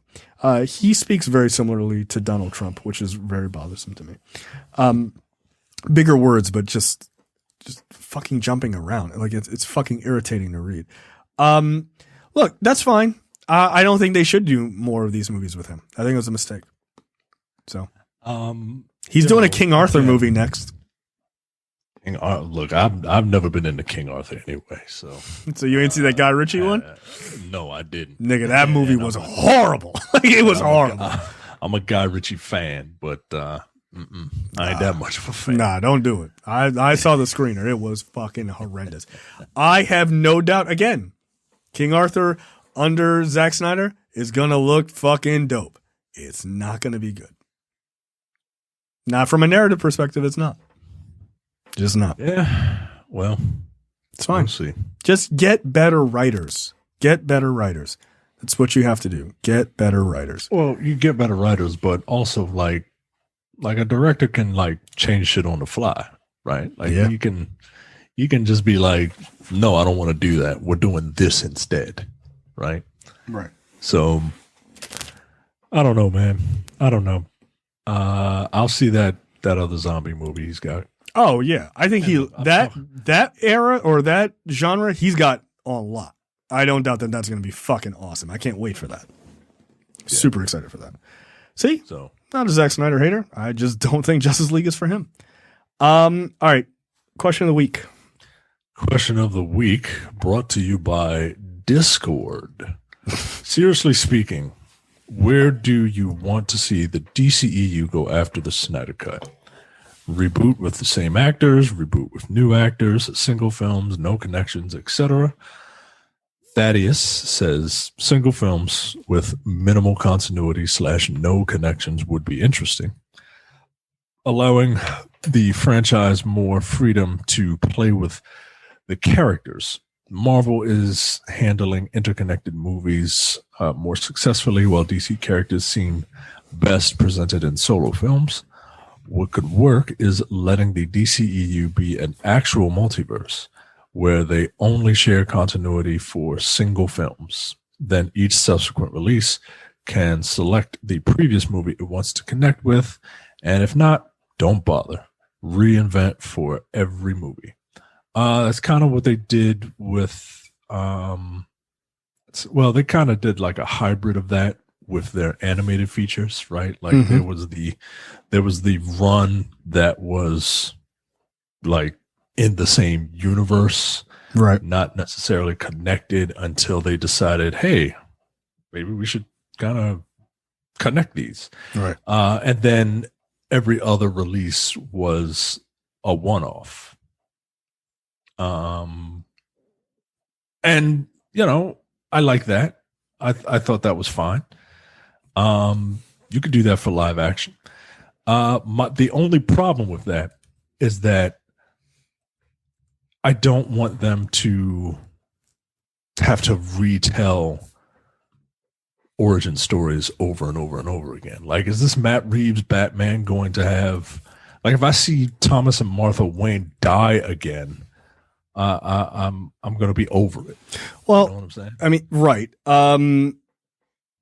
The talk is that one is Batman Year 2. So they may, I mean, obviously they might reference it because like you kind of have to, but, I have a feeling Matt Reeves is a little bit smarter of a director that he doesn't need to see, show Martha get shot in the fucking head. Like Zack Snyder was like, let's do close up, watch the pearls get caught on the gun as it cocks back and shoots them. Like, well, that was a comic panel, wasn't it? Like he was recreating a comic panel. Probably. I don't know. Which is why that, this is one, why that scene was in there, and two, why it looked like a comic panel. Yeah. I mean, it looked dope, but I am kind of tired of watching his parents get murdered. Right. I'll be honest. Rev Holes 9 says, for me, the thing that has worked for them has been the single films sans connections. It's also been DC's best work, in my opinion, with Shazam, Birds of Prey, Man of Steel, and the first Wonder Woman. Yep. What has always hurt the DCEU has been trying and failing at attempting its own MCU. Warner Brothers, for the most part, does not or will not understand why Marvel seamlessly connects its films with a plump. What is that word? I have never seen that before. I'm going to have to look that up. While DCWB fails at it. The reason single character stories work for them, it allows for these stories and characters to be fleshed out in a way that won't be replicated in something like Justice League. Even if Snyder's new attempt at Justice League works, it's still a failure because it failed to recoup money the first time, and new scenes can't fix everything. Anyway, New scene. Huh? New scene. Yeah. No. I'm just saying new Singular. Yeah, it's only one. DC should stick to that, and if the continuity flows, then do a Justice League film with new actors in a world that already exists within the Justice League. That's that way it's earned, not forced. Yeah, that's the big problem, right? Is that they're kind of forcing it. Yeah, I still think you could do a Justice League movie. Just do a Justice League movie. Everyone knows who these characters are, and if you don't, you learn about them. Have your point of view character be the Flash. Your point of view character could have been Cyborg, right? Yeah, or Cyborg. Yeah, that's true. And if you want to put him in the 7 or whatever, but you could start with a Justice League movie, see what happens, and then spin off from there. I don't know. There's got that. You could salvage this thing. But, yeah. One person has, I think Anthony has the best, or in my opinion, I think is the best idea. But go ahead. Tim Mann says, give me a reboot with the same actors. I really wanted to see Batfleck in a movie because the best thing that came out of BVS was the warehouse scene. And that was just a carbon copy of a video game. Like Zack Snyder's really good at transcribing, dude. Like he sees a shot and he's just like, I want to do that on film. So it would be the difference between saying that someone is. It's the difference between saying the Russo brothers are artists. Zack Snyder is a tracer. It's a filthy tracer. Yeah, he's a filthy tracer. But like he is. He is. That's why fucking Watchmen's so good. He just traced the fucking comic. He did. And it was great. I loved it. But he just traced the comic. It was fine. Camaro Gulag, I believe that's Cam. It is. Says, at this point, I think it's abundantly clear they cannot interconnect shit. Oh, yeah, this is Cam. Oh, yeah, this is it. I think funny. They scrapped the notion of the DCEU completely and just focus on making one great movie from beginning to end. God damn. They have yet to even accomplish that. No, I disagree with that. Fuck a universe. Fuck even caring about whether these same actors come or go. Make one goddamn great movie and then make another one. That should be the sole focus at Warner Brothers / Detective Comics. I don't agree that they've never made a great movie. Shazam is a great movie. Like it's a great kids movie. Like it just is. It's just more like kid focused. High Crew says reboot. Start with a Superman, Batman, and Wonder Woman movie. With each starting their careers at about the same time. Use those to ramp up to a JLA movie because they need to earn it. Keep Cavill with Supes at least. I don't care if you recast the other. God damn. You could steal the Marvel formula without being a direct copy and be successful. I agree. And look, like if you could even be a direct copy. Who the fuck cares? All the characters are copies anyway. If it's good, it's good. Like copy it. Do it. This is my issue with Zack Snyder. Why didn't you trace the MCU? That's what you should have traced. Well, those are for kids. Yeah, you gotta have one where Batman says fuck and then has sex with a prostitute in an alley in Gotham like an adult man. Like relax. His movies are for adults. Yeah, like adult men who are really into women in fucking Catholic schoolgirl outfits fighting giant samurai. Adults. Leonardo says, I'm not gonna lie, I saw that movie in theaters. I was an adult. I mean, look, but then what was the reaction from the 5 dudes that were with you? Yeah, all of us were like, this is the dumbest shit we've ever seen. Yeah. So maybe we were adults. I don't know. Leonardo says, I just want Superman to make me smile again. Cuck. Me too, bro. Me Whatever. too. Smile. What are you, 5? No. Superman is going to have a giant hole in his chest from being murdered in the last movie. That's how we're opening the trailer. What the fuck is wrong with him?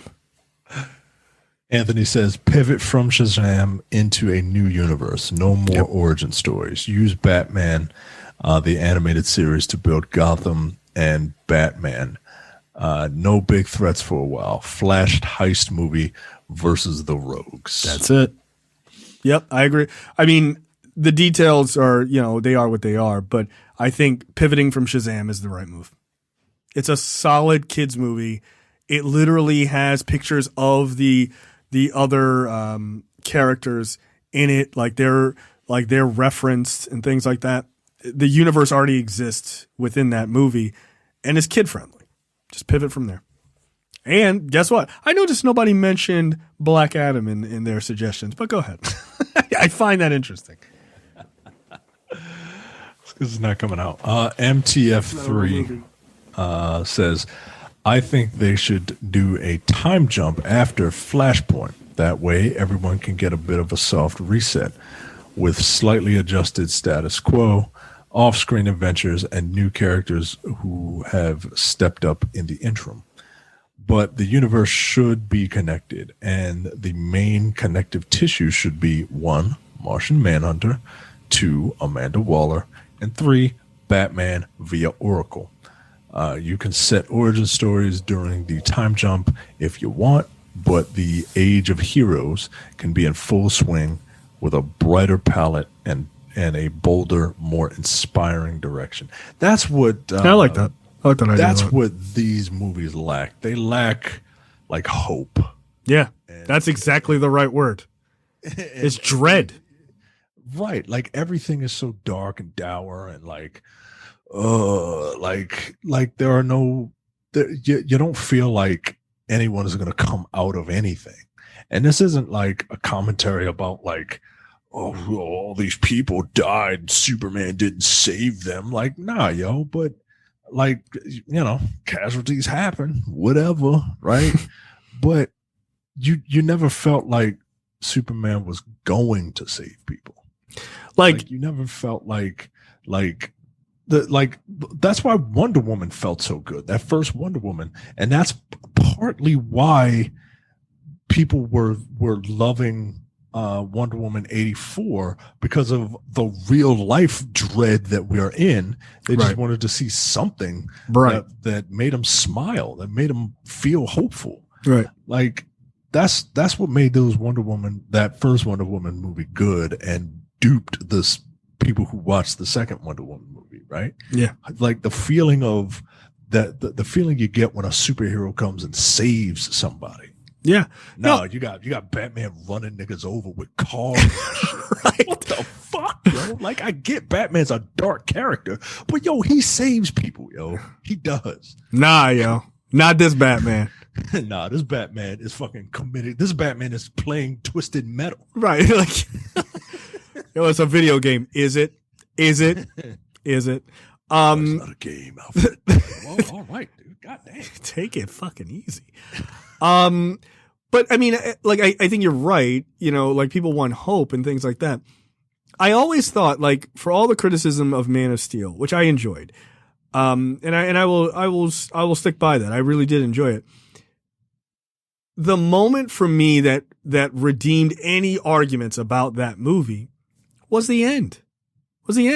Where he meets up with the one guy who's like the general who's supposed to be Martian Manhunter. I'm like, all right. Fucking all right. I mean, come on, yo. Like, all right. Which apparently is going to be revealed in Justice League or whatever. Oh, Martian Manhunter's black? Didn't we cast a black guy in a movie? Find me a black guy in a movie. But like the scene where he's like, how do we know, when he has that, confrontation with him, and he's like, how do we know that you're, like here to help or whatever? He was like, I was born in Kansas. Like, I'm from around here. Like, get the fuck out of here. Like, I'm a regular guy, right? Except I can fly and shoot laser beams out of my ass. But like, that felt more like the Superman that I know, right? Like the kind of like lovable, hyper-powered dork, right? Like that was what he was supposed to be.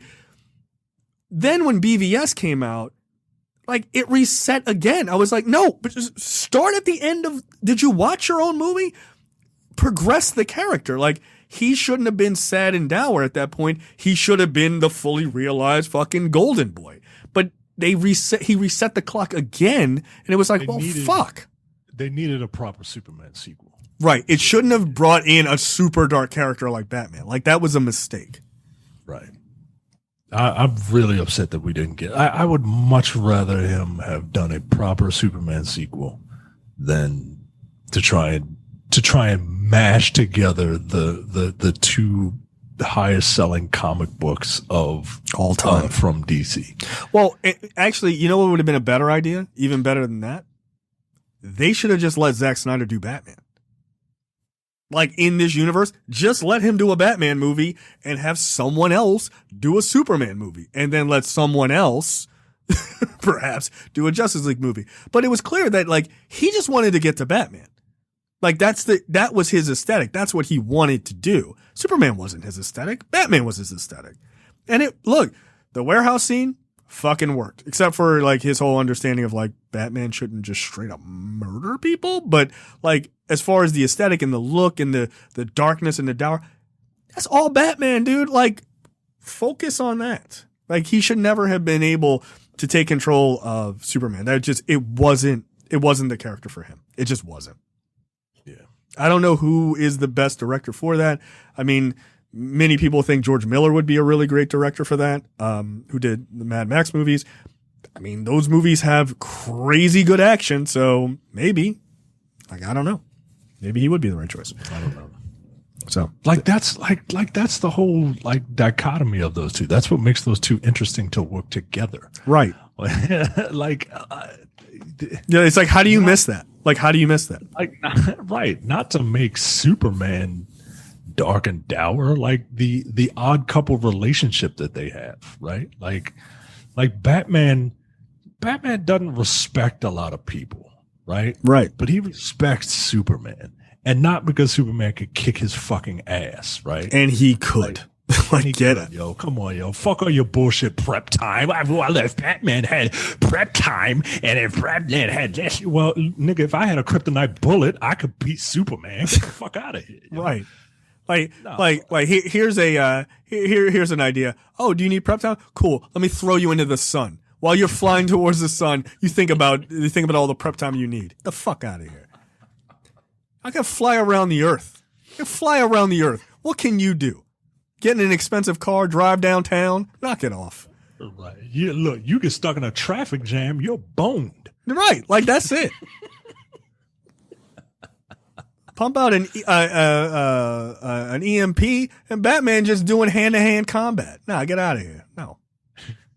I've got a special belt that's got all these weapons in it. Cool. I will fly you to the moon and leave you there. Next question. Like, get out of here, yo. And what you gonna do? I don't have to fly you. I'll throw you. I'll throw your ass. Who cares? You're done. Who cares? Batman could beat Superman. Yo, not even on Outworld is that true. Get out of my face.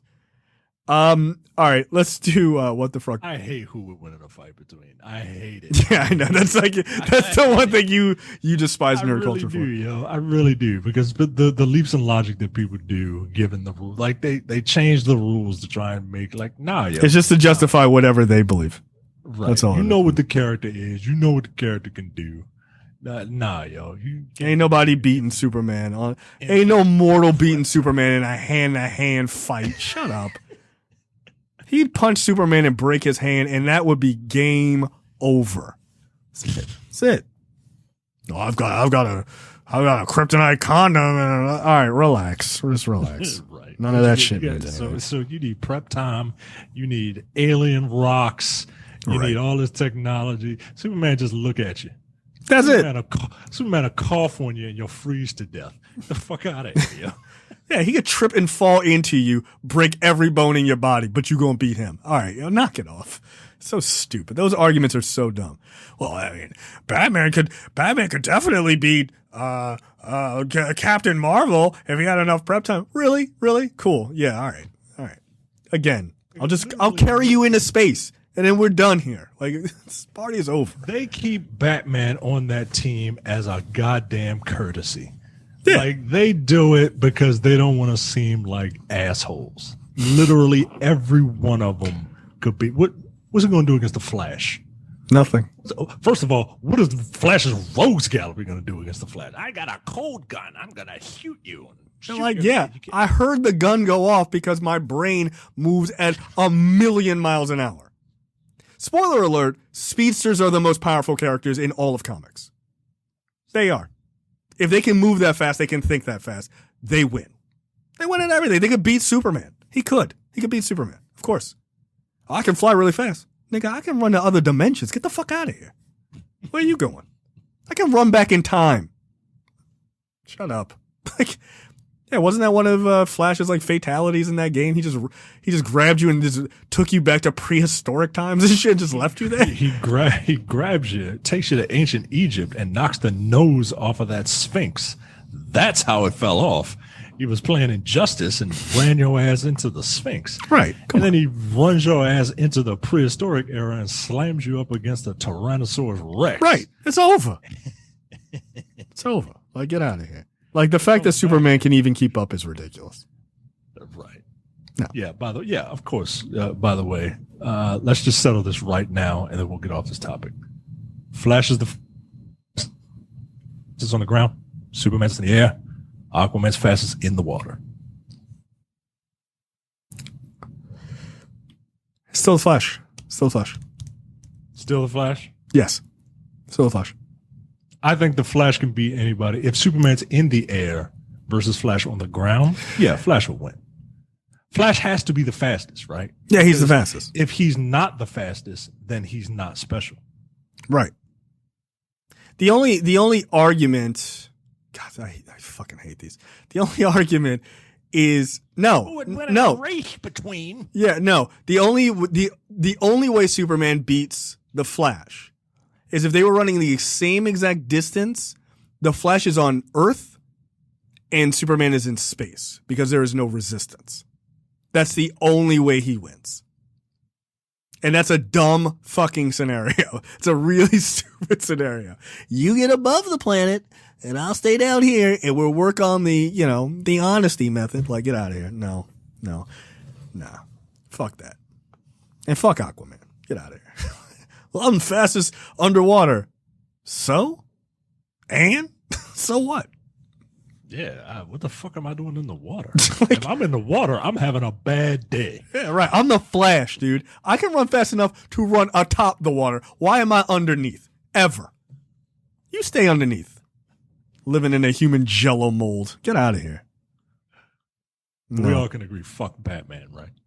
No, get out of here. Like, why is he even in? Like, that's why those funny videos where people like add their voices to the old like Justice League cartoons are hilarious. It's like, yo, what's your powers, yo? I don't have any powers. Nigga, you ain't got no powers? What the fuck are you doing here? Like, those videos are hilarious because they're accurate. Like, I thought you could turn into a bat or something. Nah, I'm just rich. All right, that's not a power. I have the power of fear. Boo. Like, but the Green Lanterns literally fight fear. Like, they beat fear up. Like, that's their whole thing. Like, you're not punch scared. Fear in the face. Stupid ass argument, man. A 24-year-old man almost choked to death. Good. After a small fish got lodged in his throat following a bizarre fishing accident. Wow. It was recently reported that a young man from the country's something municipality who almost lost his life in a very peculiar fishing accident. Yeah, I'd say so. Huh? I would say so, yes. The man whose name has not been revealed was reportedly fishing for his family on January 23rd when he managed to catch a fish.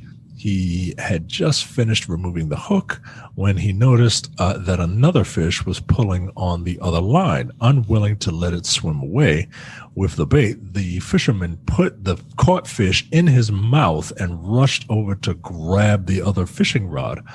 Only the fish had other plans. According to local reports, the man did not bite down on the fish hard enough, so the slippery creature managed to wiggle itself free from his bite and slid down his throat, where it became lodged. Luckily, the fish that the man had swallowed was reportedly of the Mojara family, which are known for their compressed bodies, so it didn't completely obstruct airflow. The 24-year-old fisherman reportedly walked to a hospital by himself, but he couldn't tell the doctors there what had actually happened because he had a goddamn fish in his gullet. Yo, that's super crazy. This is China, is it not? This is Cambodia. Okay. Yeah, this is Cambodia. The fish was removed during an emergency procedure that was filmed by members of the media. Of course it was. Like, you need to see this shit. A Pixar didn't happen, right? That's right. the world we live in now. Ladies and gentlemen, something extraordinary. One member of the medical staff can be heard saying in the viral video, a young man in this province swallowed a fish. We removed the foreign object from his esophagus. End quote. Yeah, nah. No, I would freak out. I'd freak out. Yeah, I would panic. No, yo, 100%. That's why you gotta keep your mouth to shut. The hospital, yo. Nah, yo, that's why you gotta keep your mouth shut when you're taking a fish off the hook. Like, don't do that. Maybe don't go. Yeah, don't just put the shit in your mouth and then run with your two hands free, right? Yeah, like you gotta tuck it. You gotta protect that football, man. Nah, yo, people are wilding. People are fucking wilding. Nah, I would panic. Hard panic. Like, yeah, I'd probably die. Yeah, I'd be like, oh, fish is stuck in my throat. The only option I have is to cut my own head off. This is my only way of surviving. Like, get out of here. I had to change my story because it was similar to the story I had last week. My story, woman claims, Micah, you're going to have to explain to me why this isn't true. Woman claims gust of wind left her pregnant, and she gave birth 1 hour later. A young woman has become a subject of widespread ridicule after claiming to have been impregnated by a gust of wind on February 10th. Furthermore, she added that she gave birth to the baby girl just an hour after the alleged impregnation. According to several news outlets, the 25-year-old was relaxing at home with her first child. When she felt the wind enter her body, a few minutes later, she went into labor. She was laying on her stomach, face down, ass up. That's the way the wind likes to fuck. Yeah, obviously. And then all of a sudden she was like, "Wow!" And then her stomach started growing, and then shrinking, and then growing again. And so she went to the local health center, and they were like, "Nah, you pregnant, yo, and you about to give birth. The baby is coming right now." So, Micah, as a person who believes in the Mary story, this is obviously true. This happened, right? We have literally seen this happen a couple of weeks ago in the documentary on Westview, New Jersey. Yes. So just let's not pretend it didn't happen. Okay? No, okay. Well, you're right. That woman gave birth to twins. Yeah, she did. True story. Is this in Germany? It is not. This is in. I thought I heard this story. Indonesia. Earlier. Indonesia. Okay. That's fucking wild. Do you believe her? Do you think a gust of wind made her pregnant and then she had a kid an hour later? No, I think attention seekers are a dime a dozen. They're located everywhere, and apparently there are some in Indonesia. Nah, I believe her. I think this is. I think this happened. I think that wind needs to be brought to court to pay child support. And I think that wind is a bit of a slut. Yeah, no, the wind is a rapist. Is what the wind is. Yeah. Like that woman didn't ask for this. Yeah, She says, quote, I was laying face down on my stomach, or after prayer, I was laying face down on my stomach. Then suddenly I felt the wind enter through my vagina. A moment later, my stomach ballooned. Then it shrank back to normal. Then it grew again. That's an alien baby. It's an alien baby. So did she give birth? Yeah. I mean, yeah, no, she had a baby. A baby that the father is the wind. Or a local man that she may or may not be related to that she had sex with. But it's probably the wind. Right? That's why people make up these stories. Right? It's because you had sex with somebody you weren't supposed to. Yeah, of course. And they can't come up with a better reason than the wind did it. Right. It's probably like, it was my cousin who is also a wrestler from the National Wrestling Association. I did get to that part. Yes. Yeah, Lauren Boebert's father is Lauren Boebert, dumb congresswoman, is probably the product of two cousin fuckers. Like, that's crazy. But then when you realize how dumb she is, makes a lot of sense. Trailers this week. Netflix documentary Biggie, I Got a Story to Tell. This is the documentary about Biggie Smalls, the greatest rapper of all time, in my opinion. Yeah, this looks interesting. Sort of his meteoric rise. I was there for that, so it's kind of cool to see it done with like this behind the scenes footage. Yeah. This looks good. It looks very good. I still can't believe that like that dude was like in his mid-20s. Yeah, he was like 25 when he died. Yeah, which seems bizarre to me, right? Like we were growing up, like he looked like a grown ass man. Right, yeah, he looks like 45 years old.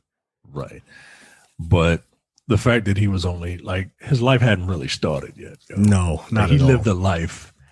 He lived a life in a fourth of the time that most people have on this planet, man. And it just he was phenomenal.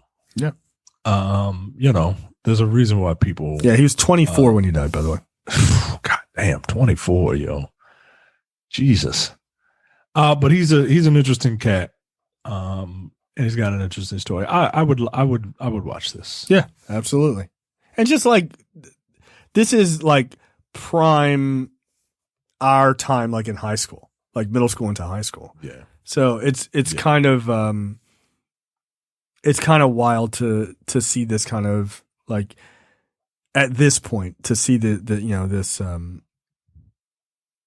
story. So no, that's cool. That's cool. I definitely want to see it. Definitely want to watch it. And again, that's on Netflix. Comes out March 1st. Here's an interesting series. Kevin Can Fuck Himself. This is coming to AMC.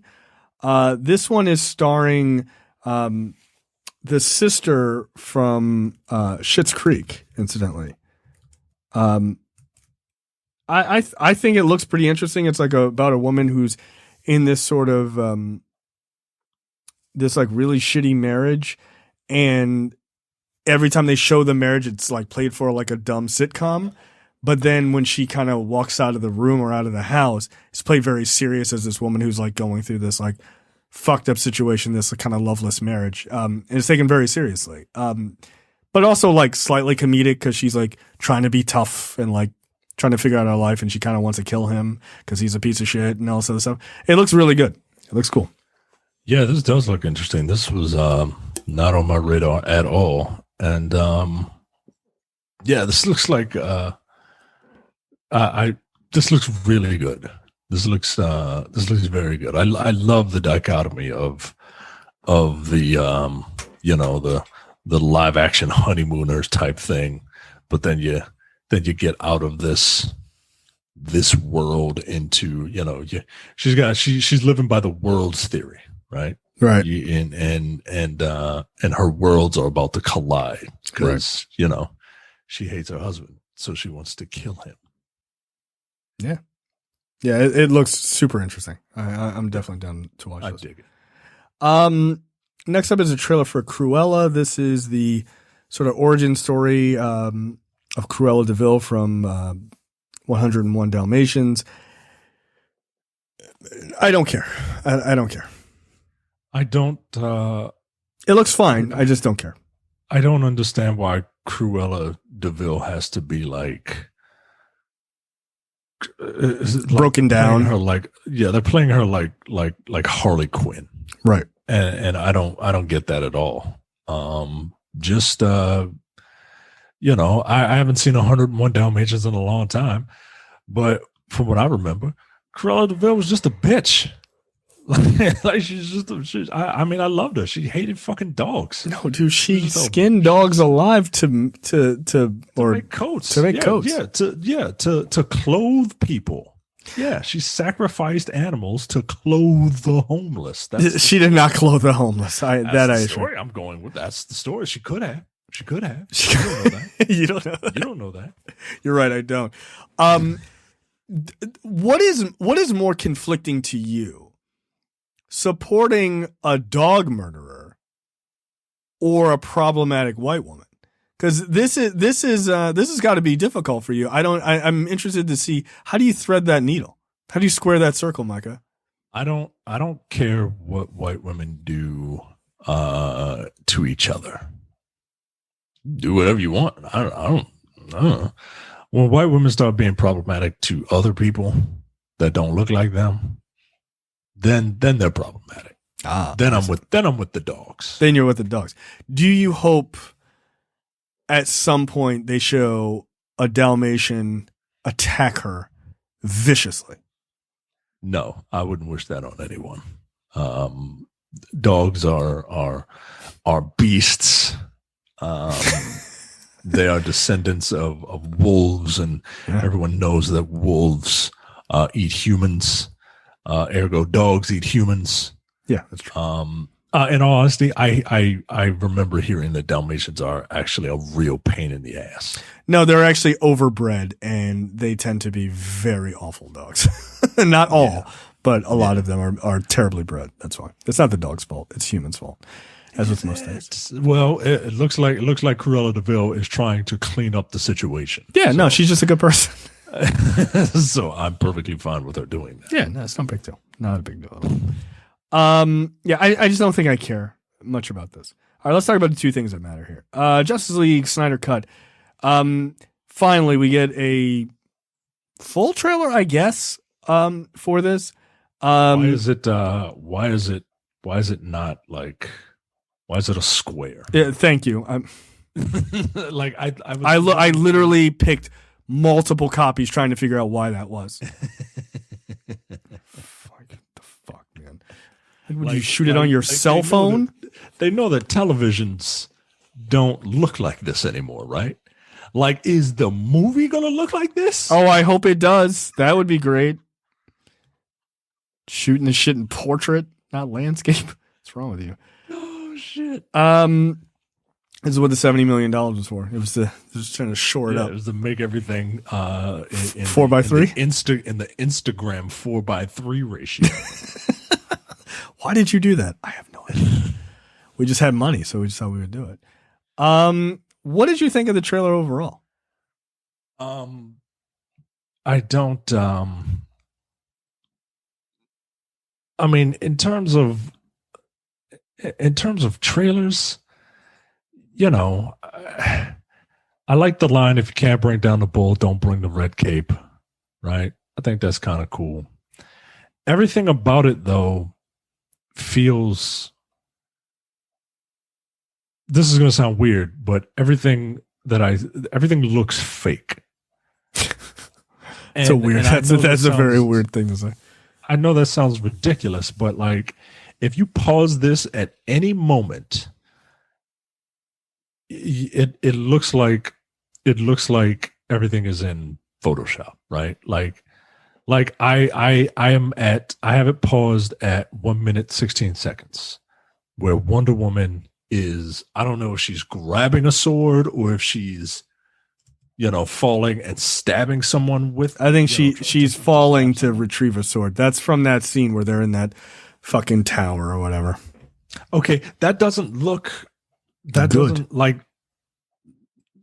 that doesn't look like the scene I remember. No. It looks like they're doing a little too much with the CGI. Here's the thing.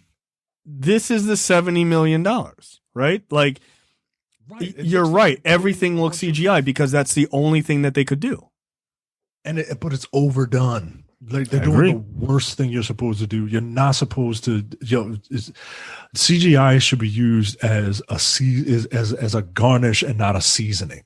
You know what I mean? Mm-hmm. Like it's supposed to complement the meal. It's not supposed to fucking saturate the meal. And that's what this is. Like it's paused. It looks like someone is just really good at Photoshop. Like I have it paused at 120 where the Flash is looking at Iris. Yeah. And everything about it, like you ever see a making of video of a still shot that has just like all the Photoshop elements. Yeah, when they bring them in. Yep. Bringing it together, putting everything together. Like that's what it looks like, dude. How about pausing it at 131 with the Frank Miller Uber tank?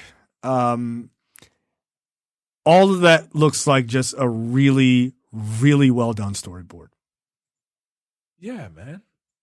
And like I'm not impressed, Joe. I'm not impressed. Here's the thing. I think some of the visuals are pretty interesting. I don't think Steppenwolf looks better. I think he looks worse. I think it's weird that Granny Goodness is in this.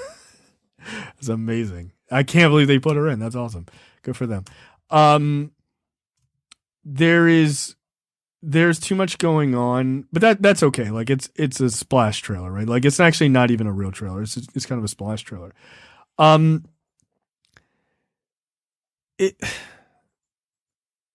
not particularly impressed by what's going on. As a trailer goes, it's a pretty bad trailer. Like as it goes, it's pretty bad. But the visuals I think are going to be fun. I do think they're going to be fun. If the goal is to get you hype, I think this trailer for people looking forward to it. I think this trailer gets people hype. I really do. I agree with that. It shows all the, a bunch of explosions and like look at Diana at 39 seconds. There's something, and I'm nitpicking, but it's just there's something about the way she walks on screen, and like nobody looks at anything in the distance like that. Like they just don't. I do. I don't know, man. I don't know. I model on the side. I don't know, but not acting. Wow, that is Granny Goodness. Okay. Yeah, it is. No, dude, it is. It is. Like, that's crazy. Like, that's crazy. But good. Good for them. I'm not, because I can't wait for New Gods when that movie happens. I'm not terribly impressed with Darkseid. I'm not blown away by the design. There's something about his proportions that seem off to me. His forearms are way too big. There's something about his proportions that I just don't really get. And not to compare this to Marvel, because I don't necessarily think that's always fair, because it's its own thing, right? But Thanos had such an imposing look to him, where this just looks like every like 2000s, early 2000s, like monster villain. You know what I mean? It looks so generic. Yeah, I don't know. Like he just looks kind of like a tall guy, like a big tall guy. Where Thanos looked incredibly imposing because they fucking they had Josh Brolin do mocap, but like they CGI'd a much bigger character around him. Where this feels like they CGI'd a guy like slightly bigger. It looks like they took a person with a build of like a Michael Clark Duncan. Yeah. Mm-hmm. And they scaled him up. Yes. Right? I agree. Whereas this just looks like someone's design of a tall person. Yeah.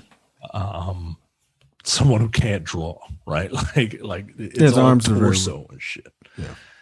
And I paused at 59 seconds. The worst shot of this trailer. Oh, leave that man alone. It is, yo. It looks horrible. It looks horrible. It's the worst. His head is so poorly rendered. Everything about it, yo. Everything about it. I don't like that cyborg design at all.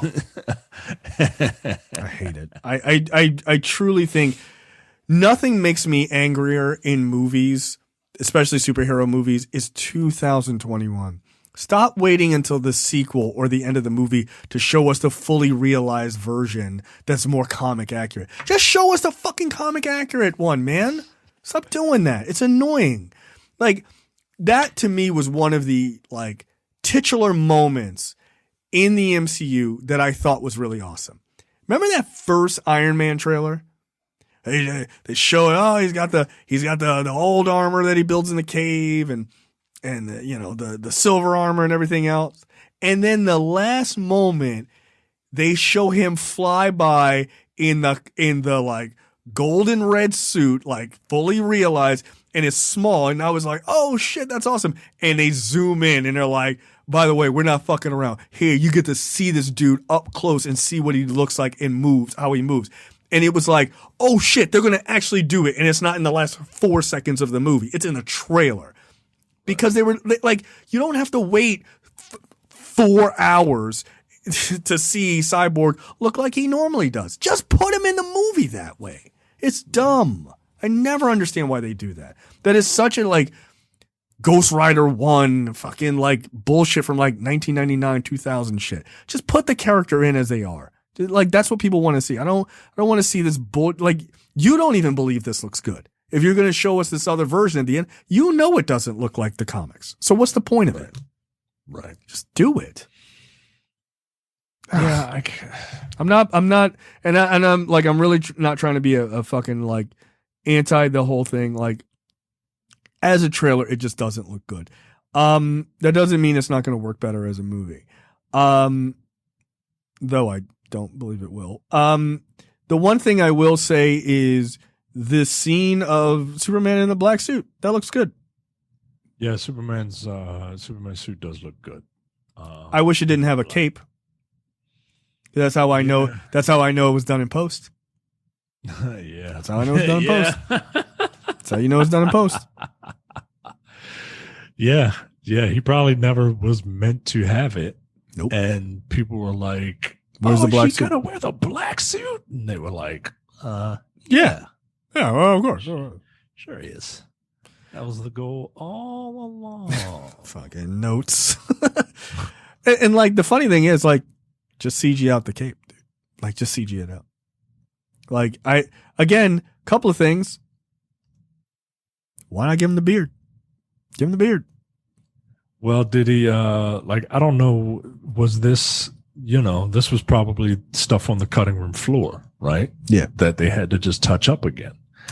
And they did a bad enough job taking the hair away. I can't imagine. And that should be easy. I can't imagine what putting, the Snapchat filtered beard on would look like. I don't know, man. That's, I think you could do, like, I don't think it's that hard to put a fucking filter on. Like, yeah, it's pretty easy, right? Like, God damn it. The Pied Piper of superheroes. Yeah, I'm the Hamburglar. Check out the video. Yeah, I'm gonna do the rest of the episode like this. It's just so stupid. I wish I could change it to a cat. Your Honor, I'm prepared to go forward. I'm live here. I'm not a cat. That's one of the fucking wildest shit. Like, yeah, dude, I know you're not a cat. Like, what the fuck is wrong with you? So yeah, then let's talk about the end of the trailer, which is a reveal of a young man in a SWAT. He's wearing a SWAT vest. He's got a machine gun in his hand, He says, we live in an age of, We live in a society. Look, you have to explain that to me. I'm guessing it's a Joker Joaquin Phoenix reference. I don't remember that line. I just don't. I don't know. I don't jerk off to Joker movies, so I'm not going to remember everything a psychopath said. Like, it's fine. Literally everyone was just like, "Oh, he said it! He said it! He said the line!" And I'm like, I don't remember. All right. I have so many more things going on in my life than to remember every fucking line in a Joker movie. I just don't. And basically, he's like, we're living in a society, and where people don't have any honor. And he goes, "Isn't that right?" And he turns around, and it's Jared Leto, and he says, "Isn't that right, Batman?" Okay, one, the makeup looks horrible. Two, in this, I assume this is the nightmare scene, right? Yeah. This nigga's waking up and putting on. He's getting his full face like made up before heading out to the hellscape future, and him and Batman are working together, and Cyborg, who's clearly in the background, by the way, if you take a look. I don't understand. Like, this is just his vision, right? Like, this is just Bruce Wayne's vision. This isn't really happening, is it? I don't know. Sure. I would imagine that this is, like in BVS, he had the, it's too soon. It's too soon. And then he had the nightmare scenario with the parademons, right? Like, right. I remember it having this sepia tone to it. So I assume this is just another vision that he's having. Like, sure. They're expounding upon that idea. And if that's the case, then the Joker can come up in literally anything, right? Right. I guess that's what's happening. I don't know if it is a premonition or if, like, I don't know that they ever really explain whether it's a premonition or did the Flash actually come back from this other future and was like trying to warn him. I think it was very real. And Bruce thought it was a premonition. I gotta take this filter off. You gotta take this. It's making me insane. All right, there you go.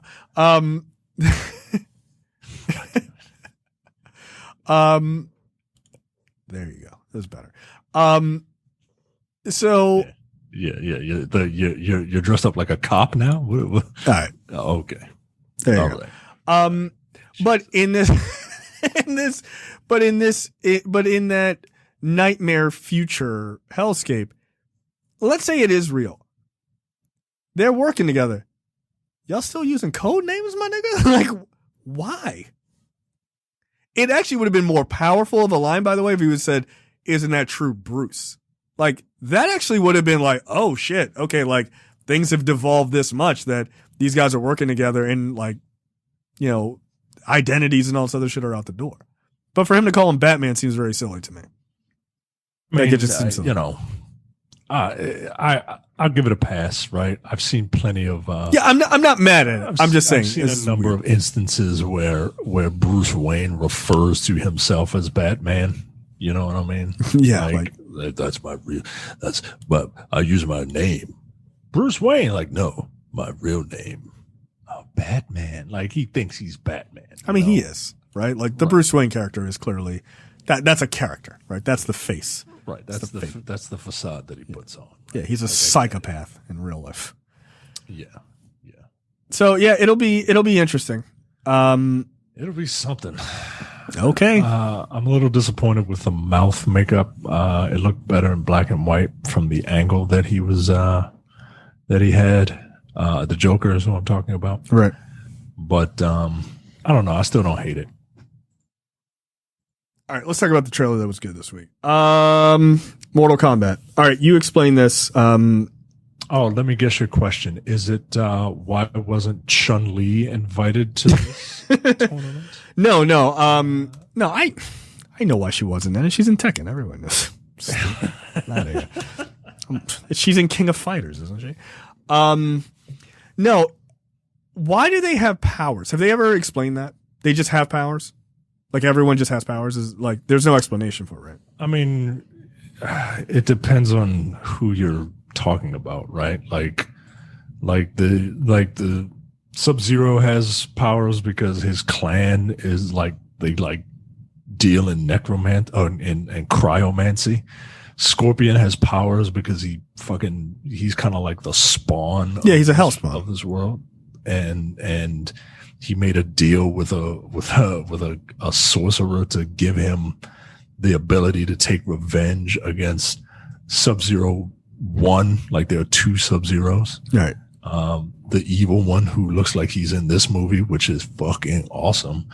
And the good one, which is his brother, which I will give Charlie 100% credit. And I 100% believe I'm willing to buy his story. He thinks that this new character in this movie, Cole Hauser Cole Young, he believes is Kwai Lang, the second Sub-Zero, the brother of the assassin Sub-Zero. Interesting. Bihan. I like that idea, so that's the one that I want to happen. Okay. But yeah, like it just depends on who the character. Like, why does Johnny Cage have powers? He's just Johnny a douche. Cage has been imbued. Like he was chosen, and I forget why he has it, but they make reference to like he's basically has the glow. Okay, I'm okay with that. That's a fine answer. Like he has the glow, and he passed it on to his daughter, which is why she can do like fireballs and shit. Okay, all right. It's a stupid answer, but I'll take it. It's Mortal Kombat. Mortal Kombat's pretty fucking stupid. Yeah, it's pretty dumb, and that's fine. This trailer I thought was super good. You had shared privately with us that like the director kind of does a step through of the trailer for like IGN. It's like 15 minutes or so. It was really good. Like people should go back and watch it. It was it's really helpful to hear his thoughts on it and kind of see where his thoughts are. He makes reference to things that only people who are fans of Mortal Kombat would either know and or appreciate. And it made me more watching the director break down his thought process for, some of these shots in the trailer made me more excited to watch this movie. Yeah. Do I think this movie will be I think this movie will be fun. Like we always say, well, is it good or like good is relative, right? I think this movie will be very, very fun. Yes. I think the director gets what he's making. He understands what he's making. And that's all I want out of people, man. That's all I want out of people. We know we're making a movie where one guy rips the heart out of another guy. Like, let's have some fun with it. Yeah. Instead of John Rambo doing it, and it's just like, killing's as easy as breathing. Right? Like, come on, yo. Like, that's not, man. But this guy seems like he knows what movie he's making. I'm okay with it, man. This looks like a blast. The character designs look really good. The violence is there. It is, the acting is, it's fine. It's fine. It's got whatever. I'm not here. That's why I didn't care when I first watched the trailer in Russian. I didn't care. I'm not here for the dialogue. And they said their names in English. I was like, all right, got it. Like, that's not, it's fine. Oh, there's a tournament. All right. It's like the dialogue is ruining it for me. Right? It's just like, right, exactly. Like, what's that? It's a birthmark. Huh? He got it when he was born. Like, all right, yo. All right. It's a birthmark, really? Because it looks exactly like a dragon in a circle. That's weird. Should probably ask people about it. I like the outfits, right? They're like great. The outfits look fucking awesome. Like the director talked about it. Like there's a fine line that you got to kind of walk when you try to adapt like outfits, because they need to be something that looks good in the real world. Yeah. Right? Like anything could look good in a game, but like if you look at people who cosplay, try to put some of this stuff out, pull this stuff off. Yeah, sometimes they get it right, sometimes they get it wrong, right? Yeah. Like in the older Mortal Kombats, if you look at those ninjas, I mean, they look like they were the fabric looked like it was made out of a mattress. Yeah, right? it's pretty bad. It's pretty and bad. if you would, it looks fine in the game. You translate the mattress ninjas to the real world, it doesn't work. No, it looks cheap. Yeah, like all the bright colors and stuff look good in the game, right? But having Scorpion be a bright yellow ninja, like it's kind of anti what a ninja is, but you know. that wouldn't look good. Right? Oh, there he is. I saw him 3 miles away. No sneaking up on me, Scorpion. Like, get out of here. But I like the director mentioned that Scorpion's mask and like his suit design and everything is very Japanese in origin. Because I forget the actor's name is Japanese, so he was able to be like, it should look like this, and it's very samurai styled. It looks dope. Like that mask looks fucking good, man. Yeah. Yeah. Like talk about Kung Lao's hat, right? Yeah. Like for a while, actually, he was like, yo, we did like, what did he say? It was like, did like 10 iterations of the hat. Yeah. Just for the hat alone, right? Like, and I can appreciate that, right? Because the hat is like the signature look of that character, right? Like it's gotta look good, but at the same time, right? Like it can easily look stupid. Yeah, very ridiculous. But I mean, color me. I am blown away at how good I think this trailer looks. Yo, I was not expecting this to be as good as it is. I really wasn't. I was not expecting. I wasn't expecting anything for this. I don't think anyone was. Like, if people being real honest, they were like, "Oh, a new Mortal Kombat movie." Okay, sure. Right. And look, I need people to stop doing one thing though. Stop saying this looks like it might be better than the first movie. You're holding the first movie in way too high esteem. Relax, yo. Yeah. Yo, relax. Yo, this trailer is better than the first movie. Thank you. Like, come on, yo. Like, even if this movie sucks, the trailer is better than the first movie. The first movie's not good.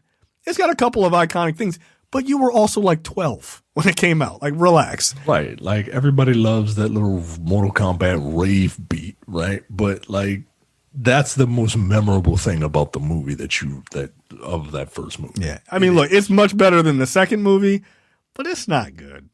Like, it's not. To be honest, I remember more of the second movie because it was fucking horrible. Right. I mean, that's the thing is you're definitely going to remember the train wreck that is the second movie more. Right. Wow. That movie is bad. But yeah, this looks really good. Goro looks great. Kung Lao looks great. Raiden is Asian. Appreciate that. Jax looks really good. Fuck, man. Scorpion and Sub-Zero continue to just be the coolest fucking characters. Like that design is just iconic. And to have them fighting is cool. Reptile, I think, is in this. I think that's who Kano rips the heart out of. At least one of his species. Yeah. Is in this. I don't know if it's the reptile character specifically, but I mean, if it is, who the fuck cares, yo? Yeah. They're killing people. Like Kano does his classic fatality in this movie. Yep. It's gonna be wild seeing an actual live action Mortal Kombat with all the blood and guts and gore. And taken fairly seriously. That's the trick with Mortal Kombat, right? Like, Mortal Kombat is very silly, but in its world, they treat it very seriously, right? And it's a balancing act, right? Because you could end up on the wrong side and be like, you're taking it too seriously to the point where you're up your own ass, right? Or you can have fun at the expense of the drama, right? Like it could be too silly, right? Like a guy punching a guy's heart, punching through a guy's chest and ripping out his heart. Right. It's just, Kano wins, mate. Like that's pretty silly. Yeah. But Mortal Kombat can walk that. Mortal Kombat does a good job of walking that line. That's why everybody likes the Mortal Kombat lore. People like the Mortal Kombat lore better than they do the actual fucking game. Yeah.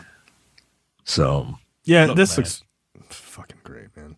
Like this fight between Sub-Zero and Scorpion looks super good. Like, he cut that dude's hand off, froze the blood, and then used it to stab him. Like, yo, come on. And then he immediately grew another hand and then used it as to do the iconic get over here move. That was awesome. God, I can't believe how good this looks. This is how you do a trailer, by the way. Justice League Snyder Cut. This is how you do a trailer. Like, it is. Yeah, man. Like, I can't, like, they're doing the moves from the games without it looking like too gamey, right? Like if you look at other, especially fighting game movies, it feels like people have to, they're obliged to put some of the special moves in them, right? And they just look silly because, you know, for the most part, all of those things are animated. But what Mortal Kombat did in the first couple of iterations is they used actors, right? So you could see human bodies actually performing some of these motions. So it doesn't look, and they do that with the latest game, right? They have people mocapping actual martial arts. So it looks believable, and right. Wow, yo, I'm blown away at this trailer. Yeah, I'm shocked it's as good as it is. Look, shout out to HBO Max, man, for just releasing all this shit at home. It makes it really easy. Yeah, I mean, I would have watched this in the theater. Oh, 100%. Yeah. But yeah, I would have if I won't be. This is in April. I ain't vaccinated by then. And even if I am, no, I'm good. Like, but this, yeah, I'll be sitting at home enjoying this one, drinking something and watching this stupid ass movie that I'm thoroughly going to enjoy. Yeah, it's going to be ridiculous, and I'm okay with that. Like, that's the point. All right, very long show for us this week. All right, that's it for us. We will see you guys next week. See ya.